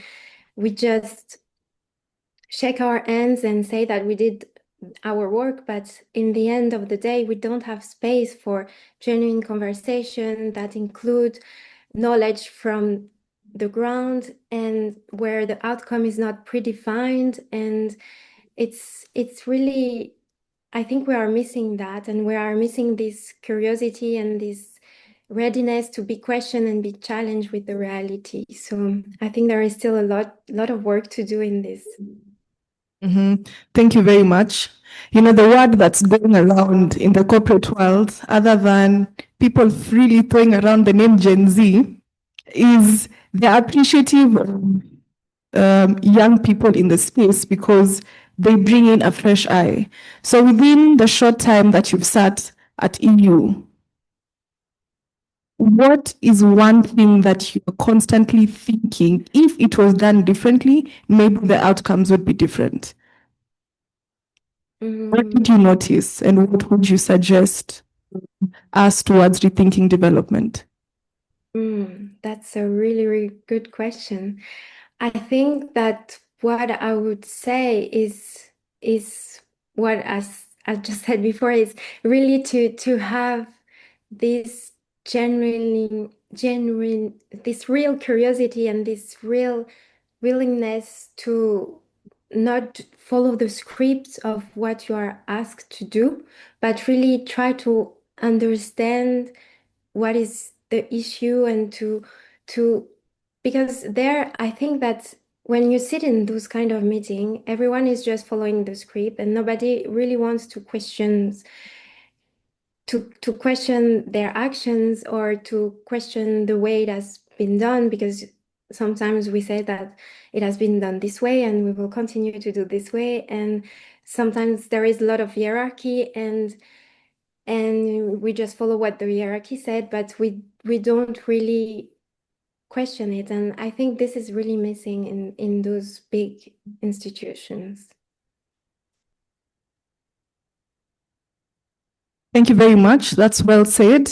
That it's important to open up current models to debate, yeah, internally, especially. So thank you for that. Now to the best part, to the audience.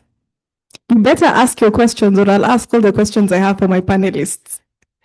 So over to you. We're actually doing amazingly good on time. So we have about 20 minutes for Q&A. Happy to see any hand up. Please direct it to a particular. Yes. Where do we start?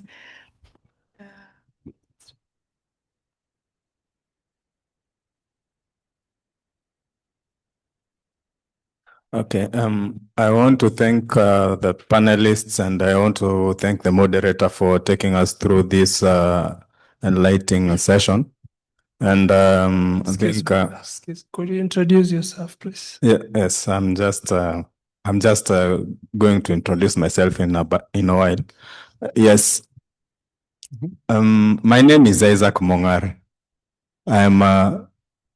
I'm a student attached to the Institute for Development Studies.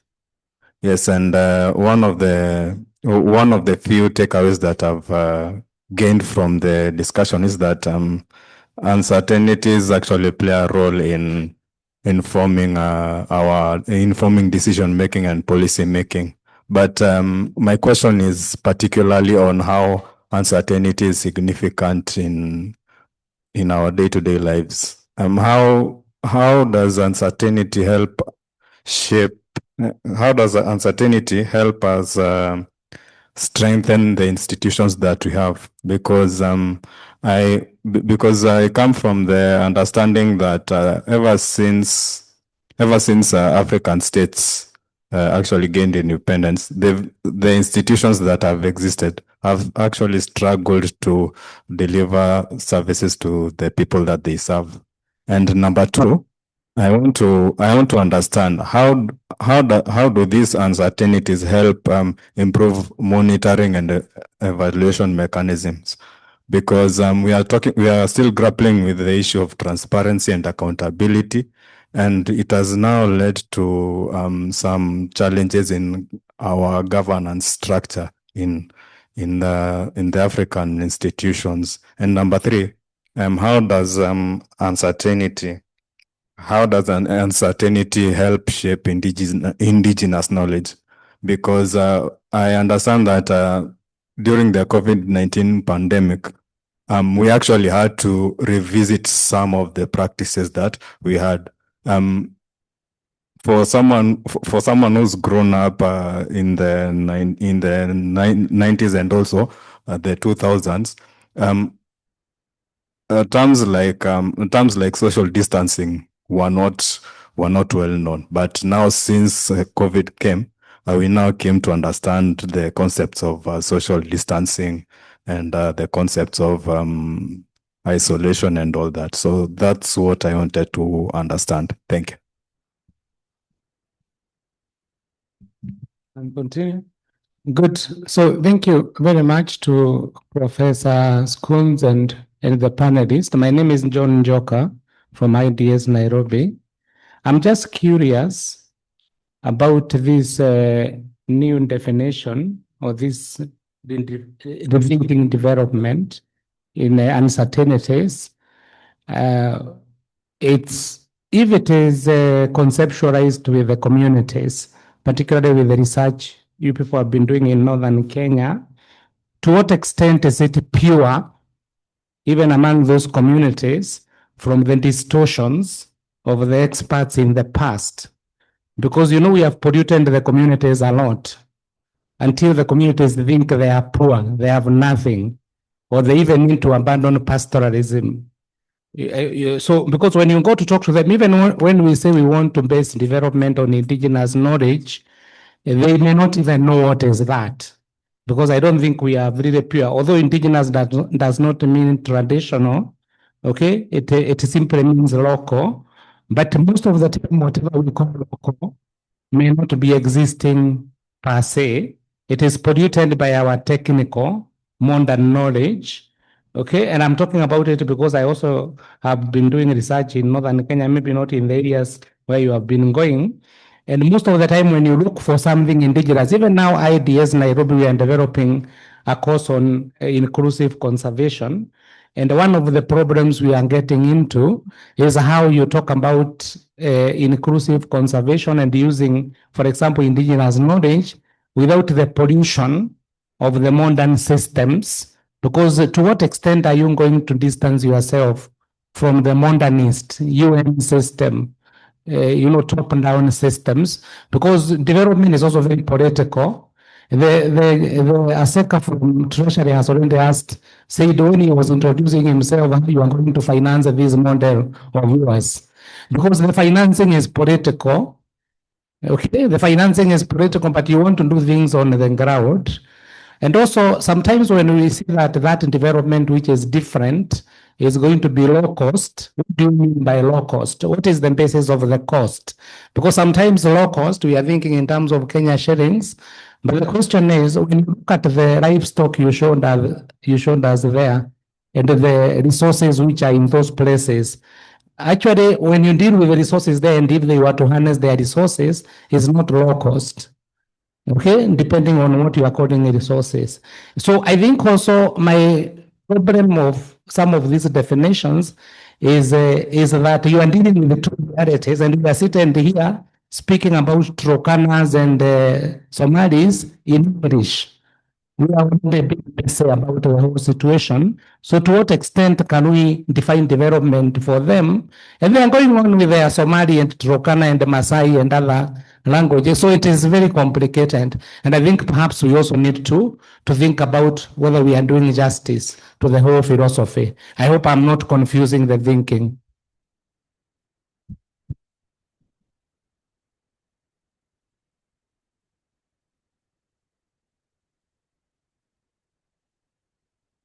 Yeah, so thank you so much, IDS and Prof, for this talk on rethinking development.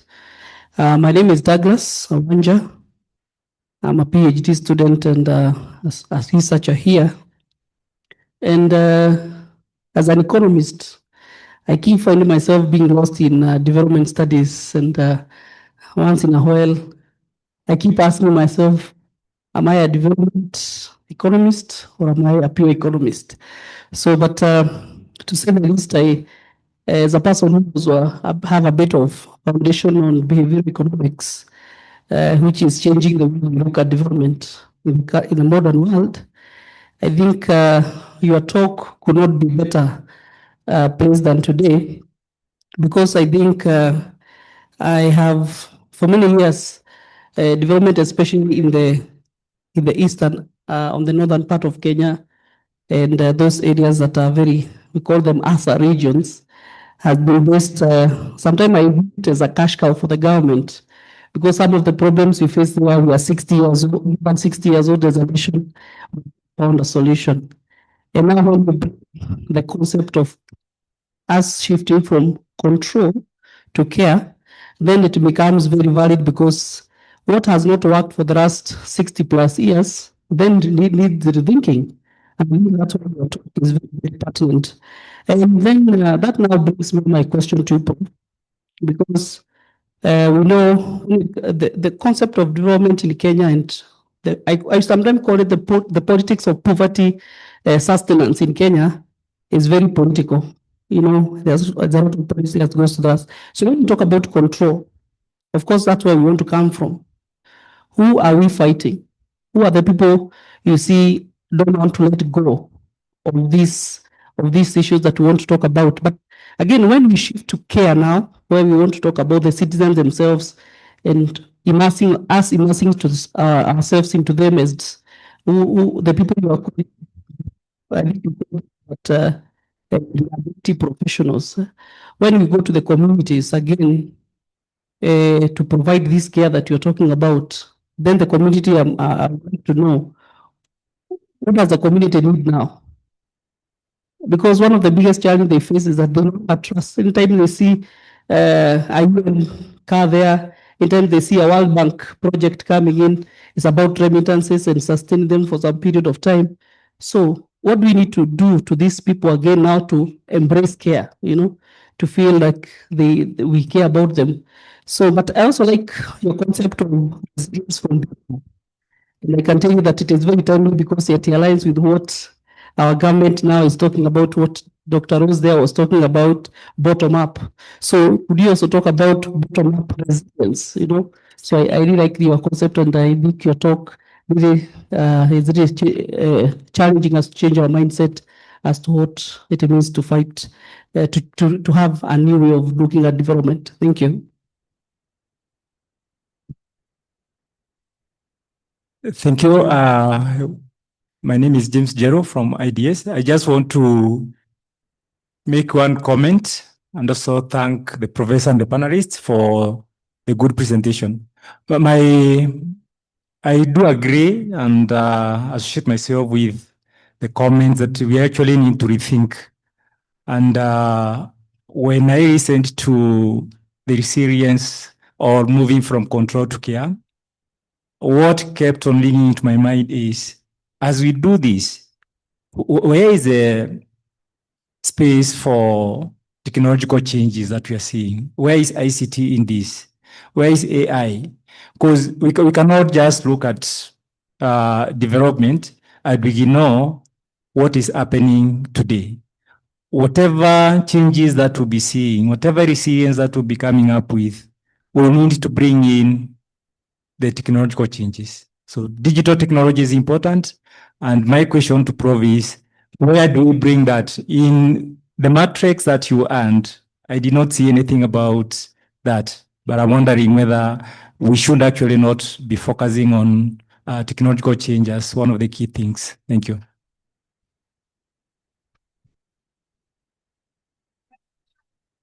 Online, let me check.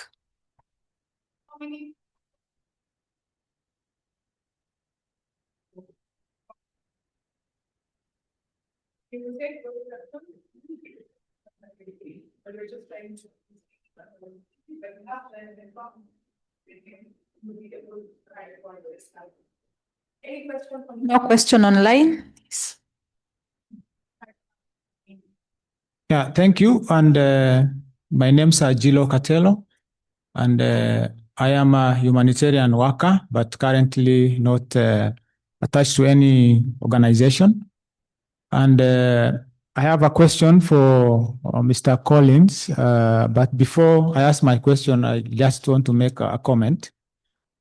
I was born and raised in Marsabit, and when we talk of pastoralism, it's in my blood.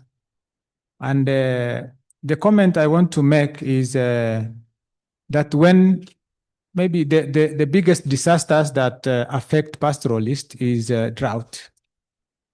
And when we talk of drought, say in Turkana or in Northeastern or in Marsabit, for most of us who live in this part of the country, it's just something which is happening in the distance.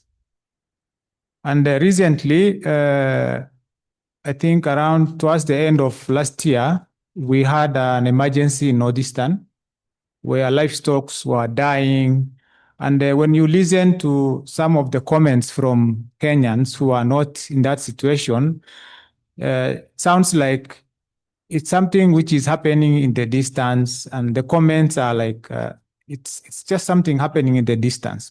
But I just want to give, and as a son of pastoralist, maybe previously I didn't take time to look at it from, I was only looking at it from the pastoralist point of view. where we are the ones who are suffering, and not thinking of so much how it affects the rest of the country. So recently, I happened to be on the ground and closely followed what was happening in Northeastern. And it's like something, of course, when drought comes, the pastoralists are able to see that it's coming, that the situation is getting worse. I don't know if, the people who are in the governance are able to see that. But the way Kenyans came to know about that situation, it was like something which dropped from the sky. Like all of a sudden, animals are dying in Northeastern, people are in emergency mode, water tracking. It's like the war which happened in Iran. It's like overnight, all of a sudden, we have this news. So what happened was the pastoralists there resorted to evacuating their livestock. Some to the coast, others to Nairobi market, just to salvage, what is left of what they had. And all of a sudden, there was a demand for transportation of livestock from Northeastern, such that all the trucks which were in Moyale, in Marsabit, which were being used to ferry livestock to Nairobi market, the cattle, the bulls. By the way, a lot of meat that we eat in Nairobi come from part of southern Ethiopia and northern Kenya. So all of a sudden, there was shortage of trucks and trailers in Moyale. And the cost of transporting, 25 bulls from Moyale shot from 40,000 shillings to 85,000 shillings. For trailers, from 60,000 to around 130,000 transport. So I was just trying to look at the impact of it on us, those who are living in Nairobi. And when I came here, I don't know if anyone experienced increase in meat prices in Nairobi. It went up by around 8%. I don't know if people are aware. So this is how it affects us. It kind of disrupts all spheres of lives. So coming to my question, between 2020 and 2023, we had, I think, the most severe drought in Kenya for over 70, 80 years, where I think over 80% of livestock were lost. And in less than 2 years, we had this situation in Northeastern. So my question to Mr. Aseka, Poverty Policy Specialist, National Treasury. I don't know if you are the right person, but maybe I hope you will be able to answer. Do we learn from this recurrence of drought? Does it inform our policy towards pastoralists? Now we just had livestock dying in Northeastern. Fortunately, we have rain now. Have we stopped thinking about it? Have we stopped, like it's something which happened, we move on, and when it happens again, it's an emergency. Thank you.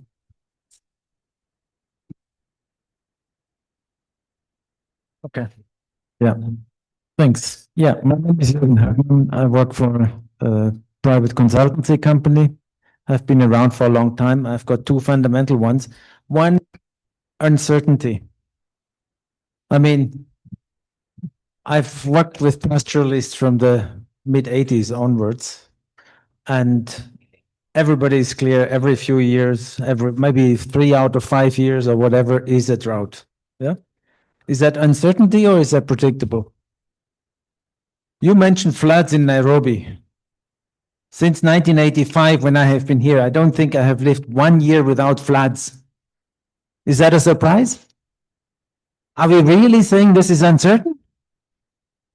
I think we have to differentiate of what is predictable and what not. And what is the history has shown us, don't fool ourselves. This is not uncertainty. This is actually a neglect of action somehow. So let's just be clear. Other point, Ian, to your point of your approach, I full-heartedly love it, but I have a few points here. And one is similar to what somebody before me said. What are you recommending to a manager of the National Drought Management Authority? What do you do when you say from control to care? Because I did a workshop with NDMA, I think 3 years ago, lesson learning over 50 years in drought management, and they have gone through major steps. But I ask myself, care is a moral concept, which I believe in. There's a lot to do, although there is also market, as my colleague here said, you know, when the prices jump from 40 to 85,000, that's not care, that's brutality. But at the same time, I believe in care. But what do you tell a drought management authority to do? Concrete. What's the approach? How do you support that? Should you support it? If yes, then what to do? Thanks. Andrew, can we please take one question online? And I think it's from my lady this time round. Kindly unmute.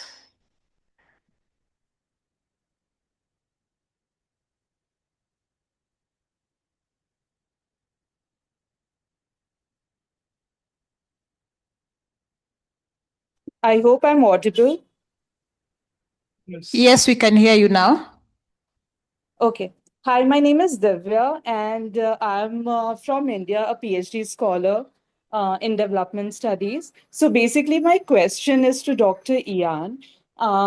Basically, I'm trying to, through the framework of uncertainty, I'm trying to look into craft communities. And I wanted to ask him, like, how can we understand situations where instead of diversifying, communities return to a primary livelihood under uncertainty, but in maybe transformed ways? So this is my question to Ian. Thank you. Thank you. Yes. Ian, did you? Sorry? Was it clear, Ian? So is my question clear? Or should I like kind of expand it? Kindly repeat.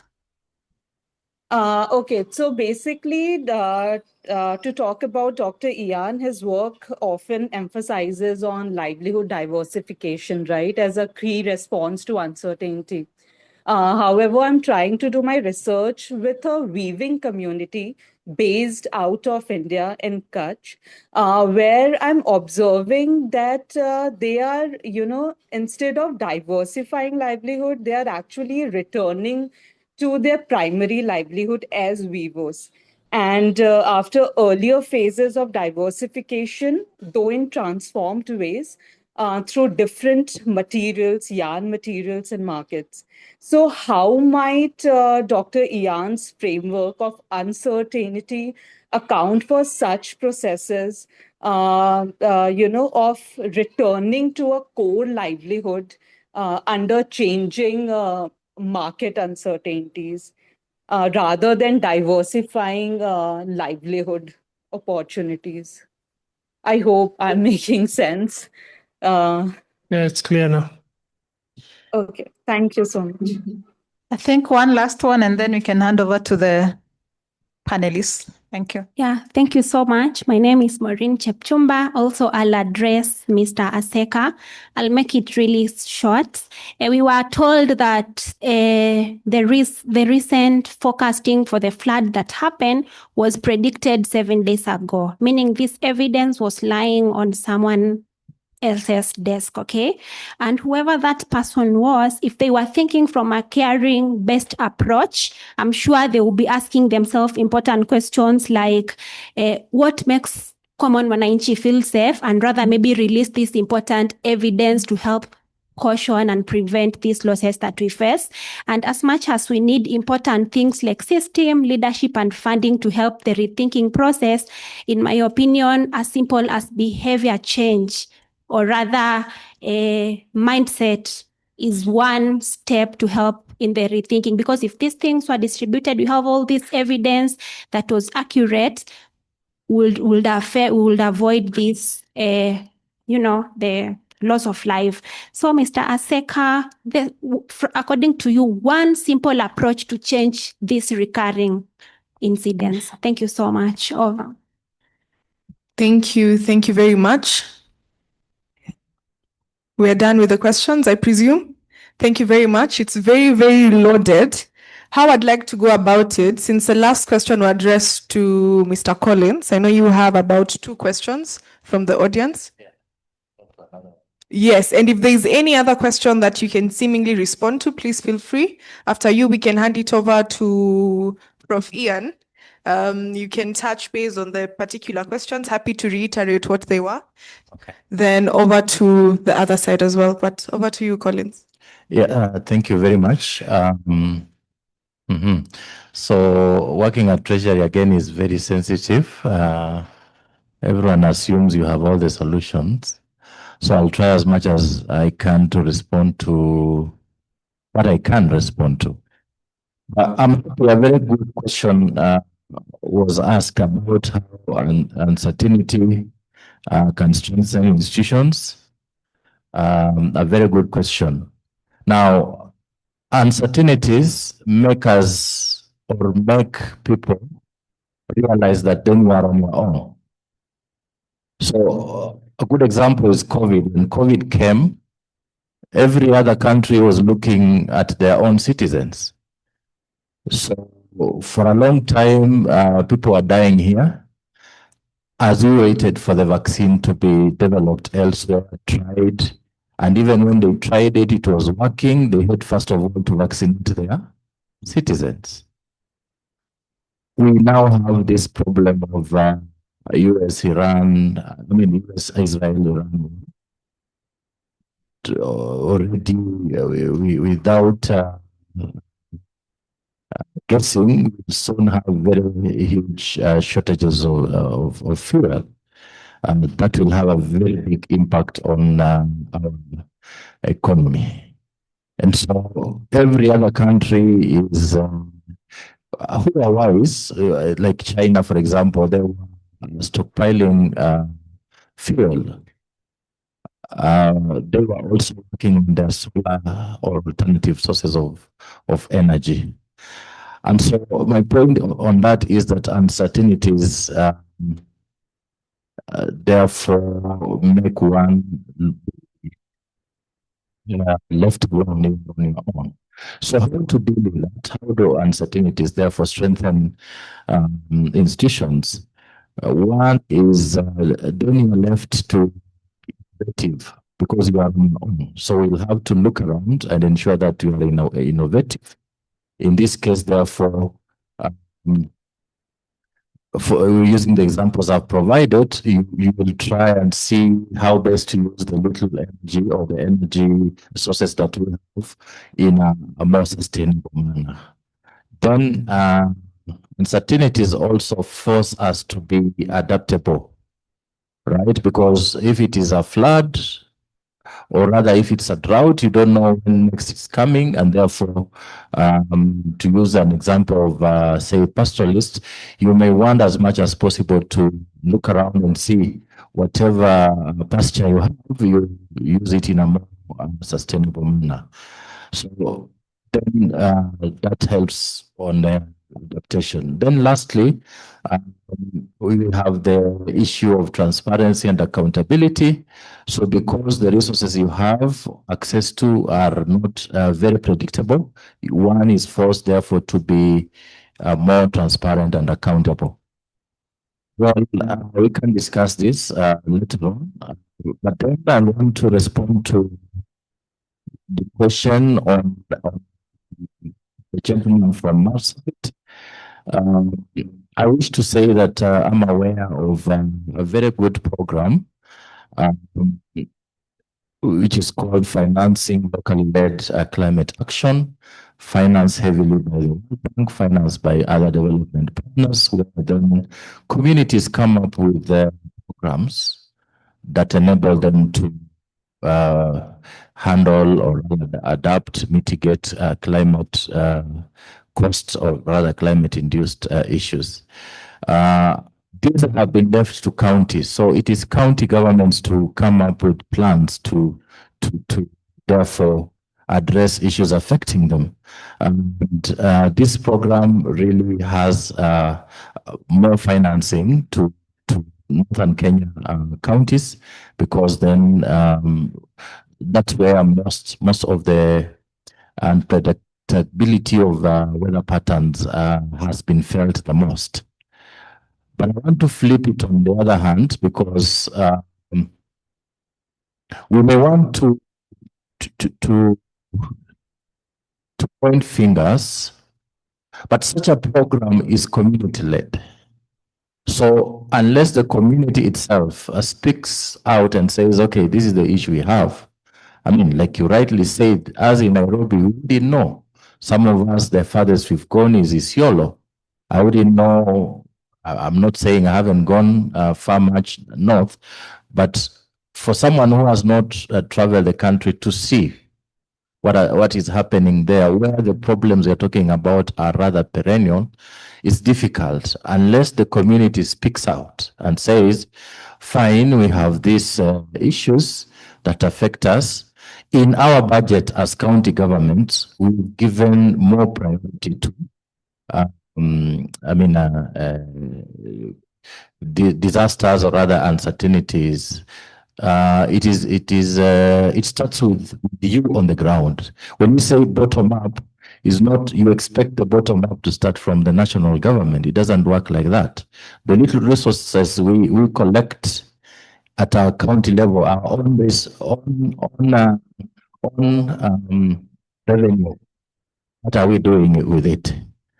And so even the disasters,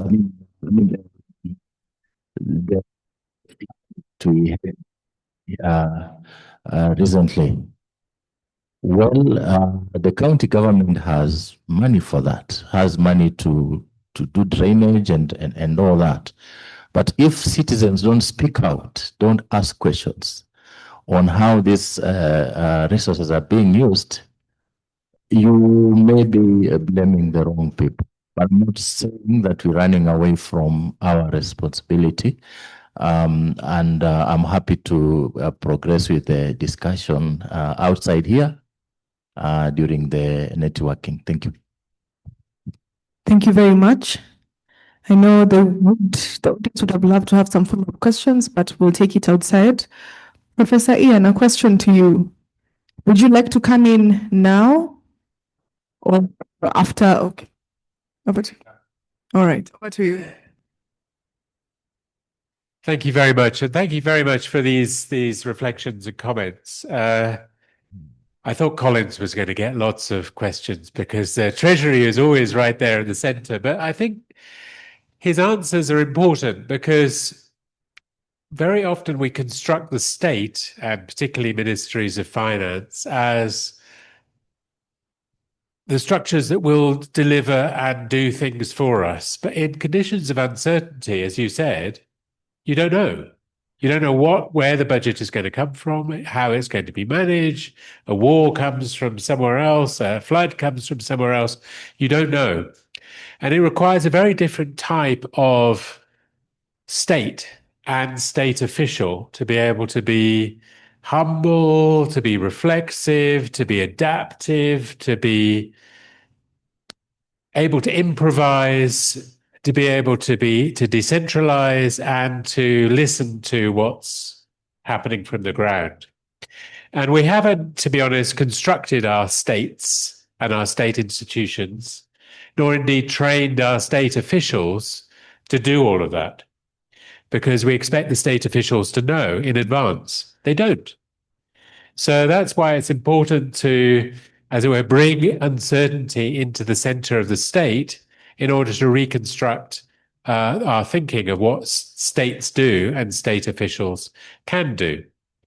And it is very centrally about knowledge, as Rose was saying earlier on. We have to have plural forms of knowledge. We have to have diverse forms of knowledge, indigenous knowledge, local knowledge, expert knowledge, and so on. But under uncertainty, we don't know what knowledge counts. We have to deliberate. We have to have spaces for deliberation around conflicting ideas, That has to happen in the Treasury. It has to happen at a county level. It has to happen in the field in a pastoral area. Because we don't know what's happening, we have to have spaces for deliberation. And that's a core part of the type of institutions that we've often failed to build, because we assume expert institutions will deliver because they know what to do. It equally relates to the question about technology. Technology is not going to fix all of this. Technology, just because it's called AI or IT this or the other, is not going to fix this, but it can be used to help to think about sourcing forms of information, to help in processes of deliberation and debate, to help in processes of bringing voices to the fore, to help in the type of accountability, political, democratic accountability that's necessary in a context of uncertainty. But technologies have to be at the service of a political and social process, not coming in to somehow solve it from outside. The tech companies are not interested in that. We have to use the technologies to do that, which relates to the question Jürgen asked about, well, what should NDMA do? I think NDMA as a quasi-government organization can do all of that. Over the years, NDMA, since the early work of the district level drought assessments that happened before NDMA was established in Turkana, has moved away from listening and learning and deliberating and improvising towards a more structured form of delivery of early warning, which by and large is used by NGOs and government agencies more than people on the ground. So how to shift that and accept the uncertainties that exist within understanding drought management to a world where perhaps it's not called the drought management agency, but the drought intelligence or thinking and improvisation agency, which is what it was originally established to do when Mohammed Elmi and others were setting it up. Because you're right, we know in the northern drylands that drought is going to come. It is predictable at that level, but we don't know where, we don't know when, we don't know who it's going to affect, we don't know how much the impacts are going to cost. So all of those questions remain uncertain, even if we know that the outcome will happen. So for organizations like the NDMA and organizations like the Treasury, organizations like county governments, I think we have to rethink how we work and what types of expertise and how we use expertise in these organizations in a quite different way to what we've done before. Thank you very much for that. I think it's really going back to rethinking the model of exchange, particularly for the government bodies. But thank you for that so much, Professor Ian. There was a question from the lady online. Her question was, how do we adapt vis-a-vis transition during uncertain times?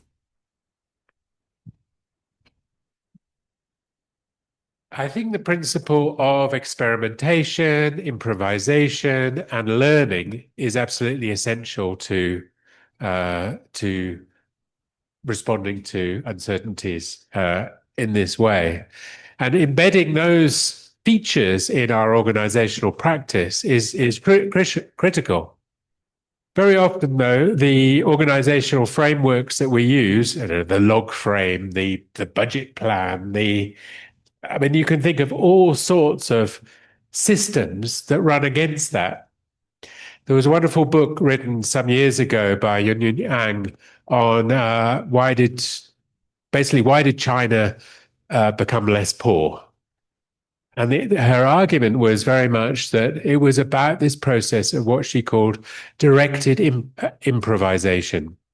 The Chinese state had a big vision for increasing growth, reducing poverty, but it left it to local settings to improvise, to create alternatives under very uncertain conditions. And China, obviously a huge country around which you have to develop and experiment and innovate in very different ways in different places. Kenya, of course, has got was a leader in Africa on decentralization. And there was great hope for decentralization as an opportunity to allow this type of model to emerge. Let's face it, it hasn't, because it's become bureaucratized in a particular type of budget relationship between the center and the counties, particular style of implementation. And because we haven't rethought the state and the way we can respond to uncertainty in this flexible, open, improvised type way, we've often failed, despite the devolution of significant funds, to deliver in that way. So I think there's a lot of challenges ahead for rethinking uncertainty, and that's why I always argue that it pushes us to quite fundamental questions about what development means, and away from that modernist vision of, yes, the state can deliver, yes, the aid agency can deliver, yes, the project can deliver, yes, expert science and technology can deliver. Well, yes, they all have a role, but in a new way. Thank you for that. Thank you for that so much, Prof. We'll move to this side, but I'd like to change things a little bit just because we are over time. My main objective with picking all those questions, regardless of how sure I was we would be unable to respond to that, is to make a public statement to Professor Ian and Professor Kamau. I hope that you're seeing the need for this conversation. 2 hours is not sufficient to really delve into the complexity of this topic. So hopefully in the coming days or in the coming years, we'll have dedicated sessions to really take this further. To the audiences, to the panelists, instead of responding to a question, I'd like each of you to take 3 minutes as a parting shot. You can structure it in a manner you're responding to a concern that speaks to your particular area. Just to tie everything together, you can pick in whatever order. 3 minutes for the remaining 4 panelists, after which there is tea already prepared. Thank you, Carol and Pascaline and the team for that. So we'll break for the tea and further carry on the discussions. But thank you so much for your patience up until this point. Over to you. We start with Dr. Rose or Dr. Nyukuri. Yes. My parting shot. I think when we think about uncertainty in decision making or policy making, we need to learn that really, even as an institution here at the University of Nairobi, what we teach you is just not technical expertise, but we teach you navigational skills, so that whenever you find or you are encountering uncertainty, there's a way you will be able to actually maneuver and move within policy making, for example. Because within uncertainty, we are working with incomplete data, of which we are here to complete that data. So it is important that maybe uncertainty is good for us. We also look at the tipping points and the scenario building exercise, so that we actually are able to build policies that are actually workable. The other aspect I must say is that we tend, I think from the flow, what I've understood is that we tend to be obsessed with failed systems. Okay, Sakaja didn't do well. Why? Why are we obsessed with failed systems? Okay, it's like it's the correct stable state, but no, we must learn that failure is a feedback, and therefore we must know that policy failures is about a mismatch of governance structures.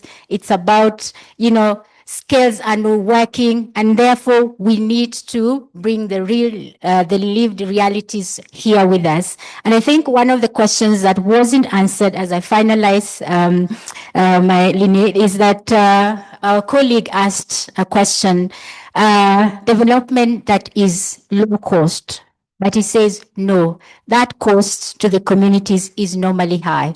But just to note that as we move with these policy failures, etc., we are actually moving towards looking at this course and looking at the policy landscape in a way that can we move with just transitions? Are our policies embracing just transitions so that the costs that we see communities are actually facing, can we make sure that our policies are also moving within the just transition component? So that's my post. All right, thanks. And I also have some reflections on some way forward. And for me, the talk by Prof. Ian and the conversations that we are having around navigating uncertainty really calls for a paradigm shift. It's a call for a paradigm shift that cuts across different layers at the personal level, at an organizational level, even before we go to the sort of the bigger agencies at the government or even corporations. And for me, this relates to building relationships. It's conversational. Just as we learn a lot from pastoral dynamics, that a lot of them, the skills that they have to navigate variability is through social organization and relationships. And on these, trust is key. Trust is key in that at the organizational level, we can be able to trust the people we work with. Supervisors can be able to trust the people they work with, that they can deliver, they can make decisions. And some of those decisions don't necessarily have to be inscribed. They don't have to be written down. They can be made on the go as tacit knowledge. Of course, that calls for a lot of flexibility, that in the sort of design that we undertake for implementation at all levels, this should not be cast on stone. Instead, we should be able to allow learning, and that learning should incrementally be included or integrated into the program delivery. I think we must clarify what it means to embed our programs, our interventions, be it development or humanitarian, at the grassroots. Is it just about calling them community-based, or is it about asking, when other actors are not present, when organizations that are NGO, government are not present, how do those people make it? What kind of innovations do they make to prevent catastrophes? Some of them that may not be even unseen. So I think our energies should really be invested in understanding the various strategies, innovations that happen on a day-to-day basis, and aim to strengthen those ones rather than enforcing or introducing new interventions. Thank you. Thank you very much. I have a question, but I'll pick this up with you outside. How do we monitor that we are learning and reporting the right way? A question for outside, though. Yeah, I can briefly respond to that. And I think it speaks to what we talked about, the diversity of and legitimacy of knowledge. If you trust and appreciate that my knowledge counts, then doesn't have to be validated and doesn't have to be a story. It's data. And that counts. Okay. Thank you very much. Right. So my main takeaways or parting short are just three things to three different groups. And they're not distinct groups. Some of us are researchers. We also work in government. We are also community members. But I'll speak to them as though they're distinct, even though I know they cut across. For researchers, there's a need for us to rethink our research systems, existing models, to ensure that we are putting communities at the center of that, but also making the collection of data continuous, so that we are bringing in lessons and we are able to adapt our different models or that adapt what's coming in. We are able to say we found this last year, this year we are finding something different. And so there's a role for us to play as researchers, but also thinking about even the groups that fund research to require research systems to change, because there are incentives. If I'm given a grant to collect data, I'll collect data. But if I'm given a grant to work with communities to define what the problems are, then I'll do exactly that. So thinking about the bigger system that shape the kind of research that we do. So there's quite a lot of things we need to do there as researchers in terms of rethinking our systems to take care of, to be able to respond to uncertainty in all the manner of paradigms that Prof talked about, and even thinking about the fact that funding, even for research, is going to have to be local, right? There's declining funding coming from outside. And so if funding is going to come from our own government, for instance, or communities, we have the NRF now giving out grants, the National Research Fund. How should they be funding research? They can't fund research that it has been funded by externals, and so what kind of research should they be funding? And how should they require researchers to work with communities to ensure that the evidence coming out is evidence that brings out the voices of the people living these issues? And then for policymakers, and again, I say that because some of us are researchers in policy systems, really thinking about the existing policy making process. Sometimes policies are made over 2-3 years before policy becomes a policy, and then implementation starts, and then you're back. Rethinking those to really find ways in which that becomes a continuous process that is continuously collecting views of wananchi to integrate into a specific policy. And so you're not thinking of our 5-year, 10-year, 15-year policy, which is great, but within that period, what are the opportunities for learning, regular opportunities for change to integrate what is changing, but also what we are learning from communities in terms of what we're implementing, but also being ready to say we were wrong. And so we can step back and, define different ways of doing things, as opposed to getting stuck on what we put as a policy of doing ABCD. And then for communities, and I am there as a Kenyan, and the Kenyans in this room, to own our development. I don't know if development has been sold to us as something that someone comes to do. And I'm saying that as someone who is guilty as charged. We don't engage as much. If you ask me, Collins, you're talking about it. How much budget does my ward have in the ward where I stay here in Nairobi? How much budget is there? How is it being spent? What is it doing? We are very loud, like I'm loud right now. We are loud on social media, we are loud on complaining. But are we engaging? Are we looking at how our taxes are being spent at that local level? But the time the data gets to the Auditor General and she comes up to tell us money has been stolen and all that, we are now reacting and are very annoyed. But are we looking? Does anybody here know the budget for their ward? The programs at that level, the ward level? Some of you probably have even never been to the ward office. I know the one in my village in Western Kenya. I don't know the one in Nairobi. So let's own our development. Let's own this process, because even as funding from outside ends, the funds that are here are not being used to develop us because we are disengaged. At the local level, at the community level, we are disengaged. I think we are loud at the national level, but at the community level, many of us are removed from that. And we kind of have this thing of Sirikali's idea.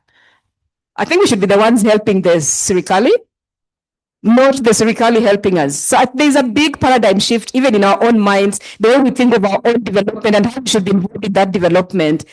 There's just a lot we need to do differently, even as Kenyans, to own our development and drive it ourselves.